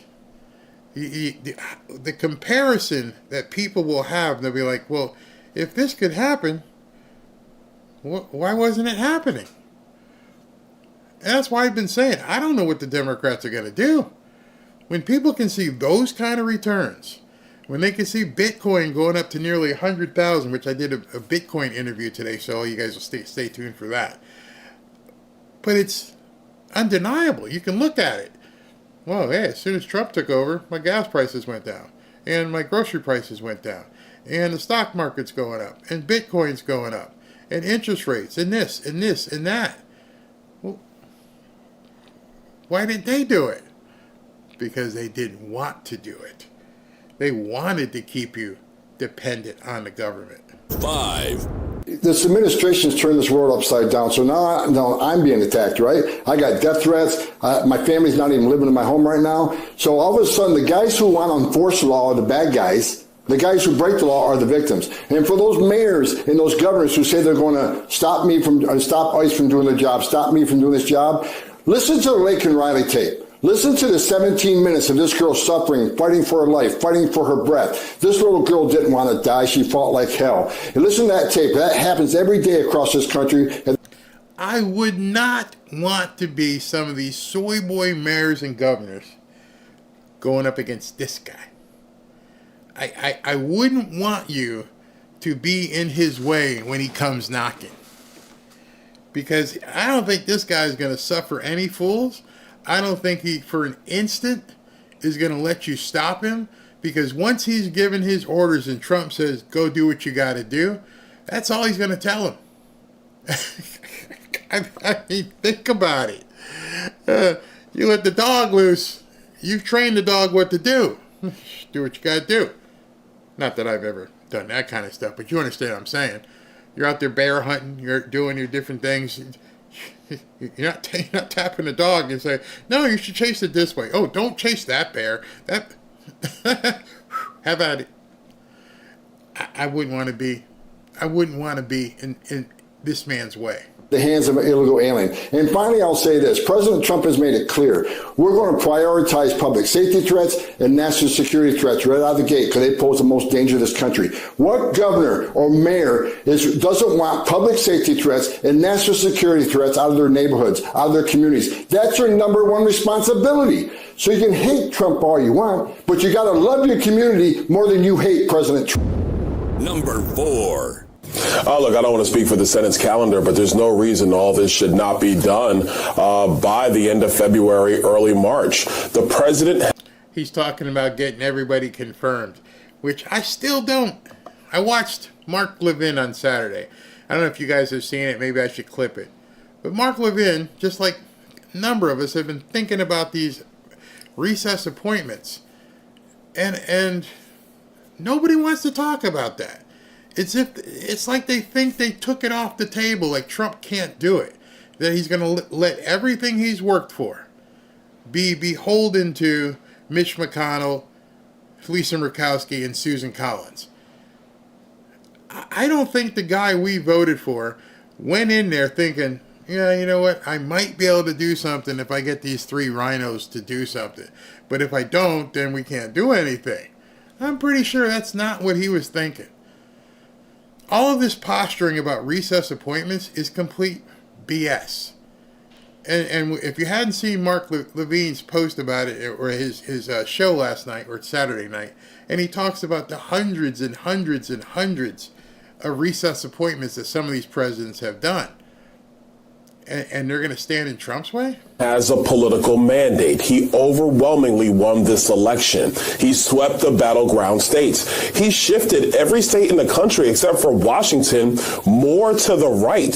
He has a mandate. Republican senators know this. I know Senator Thune, as well as all of my colleagues across the aisle, are well aware. And if you look at these cabinet choices, they have one mission in mind, and that is to enact the agenda of Donald J. Trump that the American people voted for overwhelmingly. Number 3. But where do you see journalism going? You know, Elon Musk said you are the media now after Election Day. How do you think it's going to change and evolve over the next few years? How important is it for citizen journalists? Well, I would just start by saying there's nothing more corrupt than what we have. So I'm glad that it's going away. There's nothing shallower than cable news. There's life in it. So for them to say, you know, the public is reaching conclusions we disagree with because they're not watching long and they're getting all their news from TikTok or something. There's, again, I just want to restate, there's nothing shallower, dumber, more repetitive, more controlled, less informative than cable news. I think I can say that with authority, so can you. So if they're claiming that the other guys are just like not up to their level of journalism or rectitude, like that, it's just dogs barking. It means nothing to me. Obviously, we're entering a much freer, more open period. Elon Musk deserves 100% of the credit for that because he has this platform at scale, the only one at scale that's open. Joe Rogan deserves the credit for creating an entire new genre, podcasting, from which I'm benefiting. So I'm grateful to Joe Rogan, and I mean that. And it's so many of us are benefiting from it. And it's funny, the guy said I was, quote, mimicking Dan Bongino. There's a newscast on CBS, NBC, MSNBC, CNN, Fox, and probably every local station in the country who all do everything is exactly the same. The only difference, because there is no new news, is someone's opinion about it. So when you're watching your news, and like down here we have Channel 7 is our local news, and they talk about what's going on locally, and they'll put in a few national stories that suit their narrative. And then the national people basically all say the same thing. It's a parroting group. They are told, you all say this, and say it consecutively and cohesively, and keep saying it till we tell you not to say it. The faces may change. You may have a pretty face here and a pretty face there, and a black face here and a black face there, and a Hispanic and Asian, but it's the same stuff. And then you get the bombastic nuts like Joy Reid, who they've set loose, and she just gives whatever opinion she wants, and it's completely without fact. So I don't think anybody is mimicking each other, because we all, I would assume, just like Tucker says, we all have our own brain. We all have our own opinion. We all have our own approach as to how we see a story and how we choose to cover it. That's not mimicking. That's basically the difference between what the legacy media, traditional media does. The legacy media all say the same thing. They all have the same opinion, and they all hate people on the right. To an individual, or at least they posture that way. I say, personally, having watched Dan, having watched Benny, having watched Patrick Bet-David, having watched Mark Levin, watching Tucker, the news is the same. It's what your take is on it. And so right now, I think I just want to let you know that's what the difference is. And that's why X is so good, because there is so much news out there, so much content, and you can say, look this piece here. I think this piece is good. I think it's crap. I think this piece should be talked about and let people know how much crap it is. Because that's what people want to hear. They want to hear the authenticity of what people have to say. And Elon Musk is allowing people to do that. Plus, I love Joe Rogan anyway, but he did that single-handedly. So, and I guess we're both beneficiaries of it. He created this thing like it didn't exist before. It's an amazing thing. And, if the world were fair, then, everyone in the media would be tipping a hat to him. Like, did you invent the newspaper? Did you invent radio? Did you invent television? I don't think so. Joe Rogan essentially invented podcasting. I mean, he made it clear to everybody else that this could both have an effect and be a real business. Mm-hmm. Who thought that would be true? He proved it. And he proved it in a big way. We didn't think that buying a microphone and a camera and a couple lights, you could actually create a business, and that people would want to interact with you and hear what you have to say. And it has become business, because the reason why it's become business is because people got tired of hearing the same crap on MSNBC and the CNNs and the CBSs of the world, because they're so manufactured. They have to stay in their box. They're not allowed to go outside their box. And different people have their different level of expertise. Joe Rogan, I mean, the guy's a health nut. And he wasn't afraid to take on the jabademic stuff head on and tell people, I think this is BS. And he researched and he found out what it was all about. And there was a lane there because the other people on the networks wouldn't talk about it. Here are my concerns. My concerns, no, I don't have too many concerns. Here's something that annoys me. If there's a lesson of what happened to television and newspapers, print, and legacy media, it's they died because they were corrupt. I mean, the business models changed, et cetera, et cetera. There are ways to, they won't evolve. Like the people who work at NBC News will not have careers in journalism 10 years from now. And the reason they won't is not because of technology. It's because they have no credibility because they're corrupt. They're liars. So that's really the lesson. Corruption kills you, especially in a business predicated on trust, which is the media.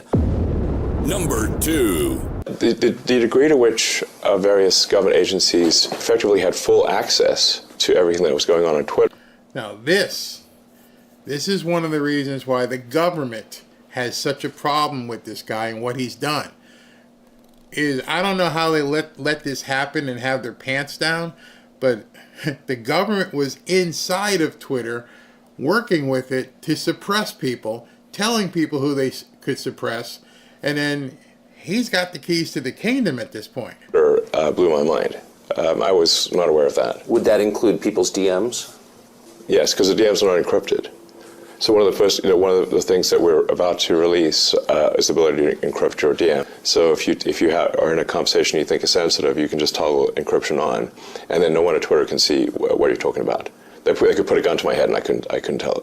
That's sort of the gun to the head test. If someone puts a gun to my head, and can I still not see your DMs? That's the acid test. Number. All right, before I get to number 1. People have asked me, and DMs have sent me emails and things of that nature, and they're like, what's up Elon's butt? And I think I've covered it enough. I think I've told you what Elon's problem is. It's not about buying MSNBC. No, he could care less. He doesn't need it. It's not about poking the bear and keep talking about them. No, that's not it at all. So if you have not seen this last piece that I'm going to show you, it's only about 30 seconds long.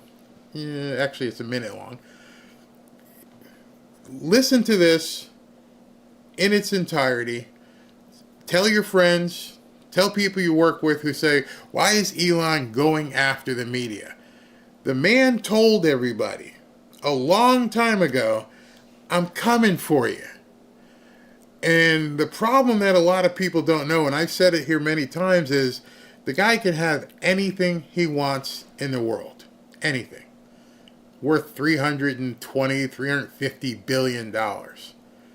But you took from him the one thing that there's not a single dollar, there's nothing he can buy to replace it.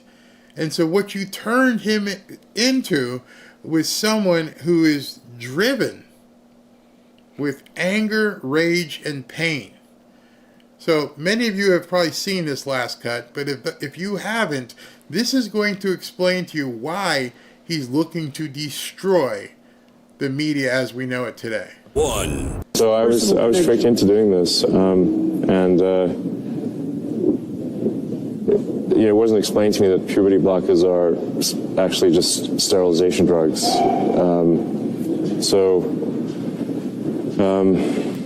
Anyway. And so I lost my son, essentially. They call it dead naming for a reason. Yeah, all right. So the reason it's called dead naming is because your son is dead.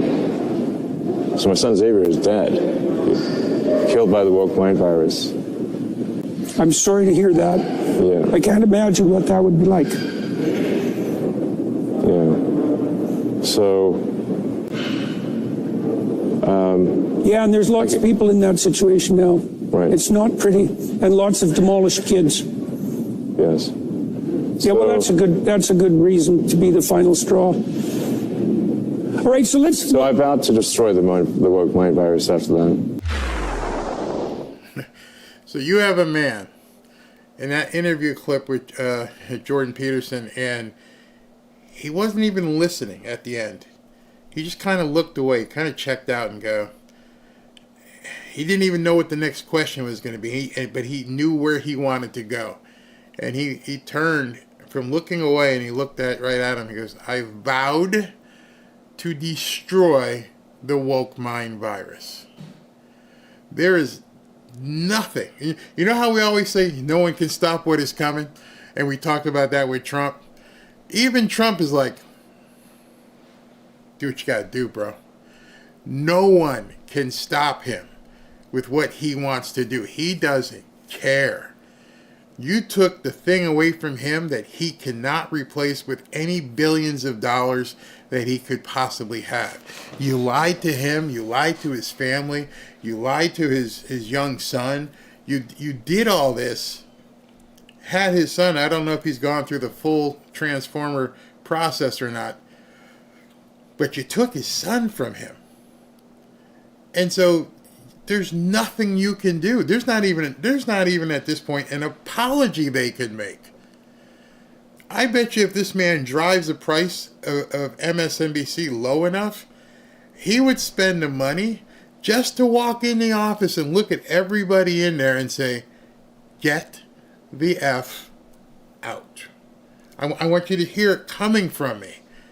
I bought this solely so I could ruin your life. You know, many of us who are Christians probably look at this and go, that's kind of addictive. I don't know.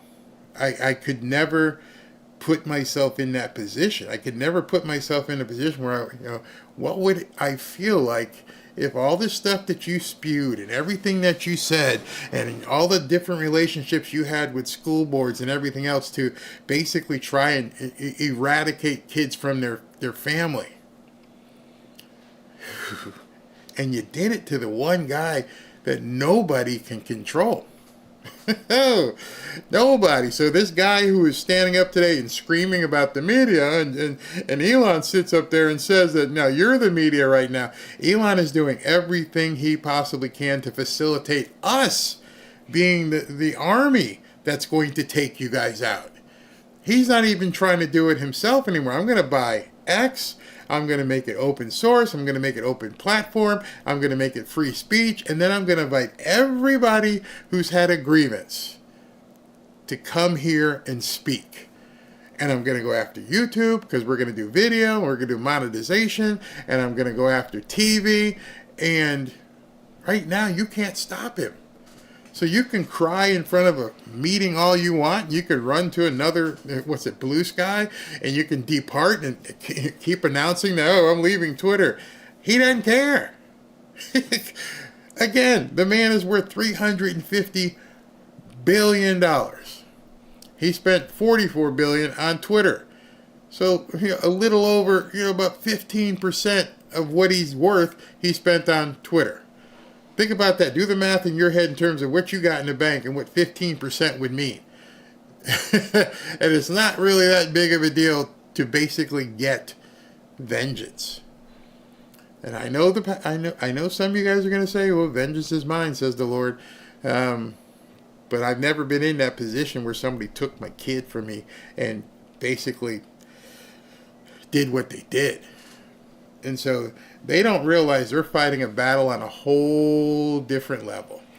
This isn't competitive. This isn't business. This isn't about who can do the better videos and who can make the better stories. No, this is, man, in his own words, I vow to destroy the woke mind virus. Not interpret it. I'm not here to work with it. My job here on Earth right now is to destroy you. And they don't seem to understand that. He's taking us all along with him. Thanks, Elon. You're paving the way for us. You're making it so that, as he says, we all can be citizen journalists. You got guys like Tucker and Rogan paving the way, going, yeah, you guys can do this. When the guy asked me about mimicking Bongino, no, I applaud Bongino. Every morning when I check the stats and I see his name up there, I'm like, Dan's still the man. He's still the guy who's sitting on Silver Mountain here. And because he's sitting on Silver Mountain, it makes the rest of us push harder, do more. There's a reason why I do 2 shows a day and sometimes 3. There's a reason why my shows last 2 hours plus sometimes. is because I got to put the work in because the big dog is up there and I can't get to where that big dog is if I don't up my game. So that's what it is. That's God's vengeance, not man's. But I get it. I would feel the same. Yeah. I am with Elon. If I were in his position and someone did that to me, I don't even know. And he's doing it legally, which is even worse because most people are like, oh, I'd probably get to Jimmy and start walking around the halls. He's like, no, I'm gonna hit you. I'm gonna hit you where it matters. Remember Joe Scarborough? It matters. Well, you know what matters? We know what matters is what you get every two weeks. And he's coming after that. Ooh, boy. Good luck with that. Good luck with that. Exactly. It's a reckoning. Oh, man. Ooh, Elon is the red pill. Mm-hmm. Yeah. Barry with his son, Elon, and his child X. It's not where'd that go? It's not what you do. It's what would you do to destroy this virus. Good point. Good point. So any of you guys who ever hear people ask and they say, why is Elon doing what he's doing? You now know. I mean, I show that every once in a while because I think people need to have the perspective of what's this guy doing? Why is he trying so hard to destroy the media? And that's why California has a bill that says don't tell your parents about what their children are doing if they get the kids. Yeah. Can you imagine? Can you imagine? You send little Johnny to school one day and the teacher doesn't have to tell you. Barry, cryptos have gone through the roof. I have tripled my investment capital in the last 30 days. Barry, can we talk about the... I don't really get into that because I think it's more than what you're saying there. I don't think it's just a quote Zionist power. I think we're looking at something that is all money. Stay tuned. Stay tuned to see what people do. When RFK Jr. gets confirmed, and then a day after that he says no more pharmaceutical money in television. Ooh. I can't even imagine. I can't even imagine. Thank you, Elon. You didn't have to be there for us, but you were, and you benefit all Americans, even those that don't know it. Exactly. Gamers are in the front lines with Elon's. They're one of the first to destroy the woke virus. They're sick and tired of it.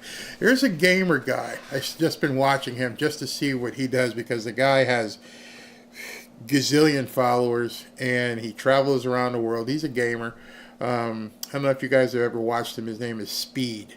And he's so comfortable in front of the camera. He was on a ski lift the other day when he was doing something. And he went on like a 4-hour stream. Just paused it, went to go get something to eat. Nobody left. They all stayed there or they went to get something to eat as well. And then he came back in. And I'm like, dude, if I just hit the button pause and like left and it's like, okay, I'm gonna go have dinner. I'll be back in a little while. I mean, you guys know I'm gonna do a 7:30 show tonight, and people ask me, why don't you cut it? Why don't you just keep it running and then come back? Because maybe that's what some people thought. And I'm like, I don't think you can retain people for that long. I mean, we did do it during the election, but it was like, whew, real crazy. All right, so let me do the super chat so I can go eat dinner and then see if there's enough to talk about at 7:30. Let me do some super chat stuff here. Somebody said X is probably worth $80 billion now. It will be. Market reality. I know that Elon spent $44 billion on Twitter. How much is it worth that? Now it's 10 times. Now they try to do everything again to basically make him lose his money, but the boycott didn't work, and many of the big advertisers are now coming back. Brian says Elon lost his child, and that is the greatest sin of the mainstream media. Thanks for all you do. Thank you. Buck Williams. Barry, I lost friends because I voted for Trump in 2016. I'm a 27-year Navy vet, and I used to feel sad about that, but his last 2 weeks made me hopeful for our country. I hear you. Robin's lost some really good friends. Kim Bush, I want Byron Donalds to replace Marco Rubio. Yeah, that would be a good pick. I think Byron's earned it too. Talk about somebody staying loyal to Trump. Keith Olson, Barry, you're the man. You should be President Trump's White House I don't have the patience for those people.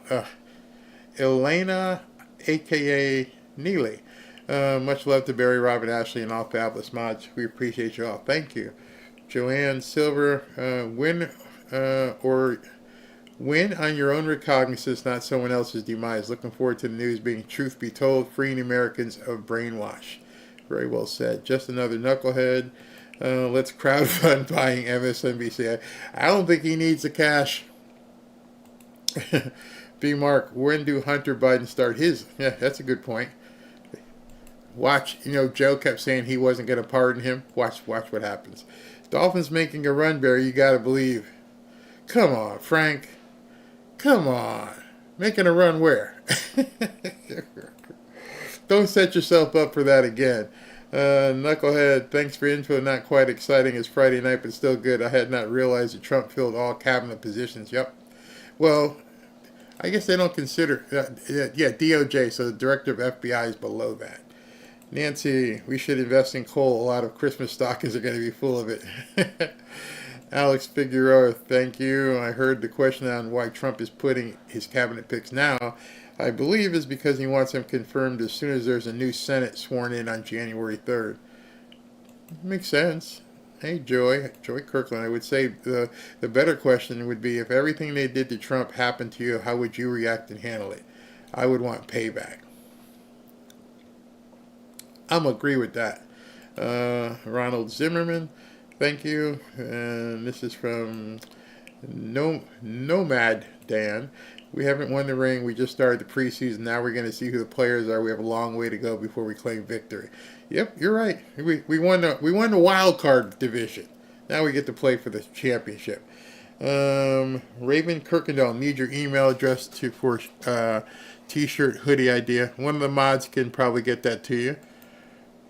Tommy Radcliffe, Elon to Rachel Maddow. Okay, you can ride the rocket, but only way out too heavy to catch with your chopsticks when you ride him back. Oh, man. Greg Barth, thank you very much. Let me just make sure that goes to the next page. Yeah. Miss Fabulous. Hey, Barry, do you have 6XL hoodies? No, unfortunately, they don't have them that big. They don't even make them that big. I'm so sorry. I'll look. Janice Fallon, unfortunately, case was dismissed with prejudice. Why is that unfortunate? With prejudice means you can't bring it back again. Without prejudice means you could bring it back again, I think. Barry look good in that color. Oh, my green shirt. Thank you. Elaine Neely, a.k.a. Haha Digital Boots to Asses. Yeah, man. At this point, let these people know. Miss Hello 11,000 plus Barry lovers, wonderful you are here. Now please hit the like button. Thank you very much. Tommy, hi, yes, Barry, the solo video I call Trump song in my Trump hat. It's the music to your show ending I'm playing to. Okay. It's coming. I just haven't had a lot of time, but it's coming. Toynette for Sean. Hey, Barry, I tried to ask about the senators being able to vote current Senate leader out and vote a new leader in. I hope that everyone who stands with Trump prays. Looks like John Thune messed things up. Elena and Needle again, thank you. True, Trump did best to beat their lawfare. Yes, Trump did beat their lawfare. Thank you, Jesus. Absolutely. And Elena again, thank you. Liberty and justice for all. RINOs are next. We got to do something about these RINOs. We have to. They are such a pain in the butt. This is from Chrisippy. Check out my new pic, Barry. My pups love it. Is that a German Shepherd or is it? You look like a Bloodhound or a German Shepherd. One of the two. It's very, very, very cute. Let me just see up here. Did I? Somebody said Joe Biden. We need cash. I hope he announces that pretty soon. I'd love to see that. Mama Mima. Ever stop to think God works through people like Elon? Yeah, I do. I do think that. And then seeking and finding. Thank you very much. All right, I think I got everybody. If I missed anybody, I apologize. And I'm sure one of the mods will say, hey, if you missed this person, you got to go back in. And again, if you want to join us over on X and our private free group, go to fanfareshop.org/group. And if you'd like to register to win a hoodie, go, where's my hoodie entry thing? Oh, okay, here. Go here to fanfareshop.org to enter to win. That being said, that's it for right now. I guess we're going to go 7:30. I might have to push to 8 because it's already 5:45. I haven't even eaten yet. All right, look for it. Talk to you guys soon.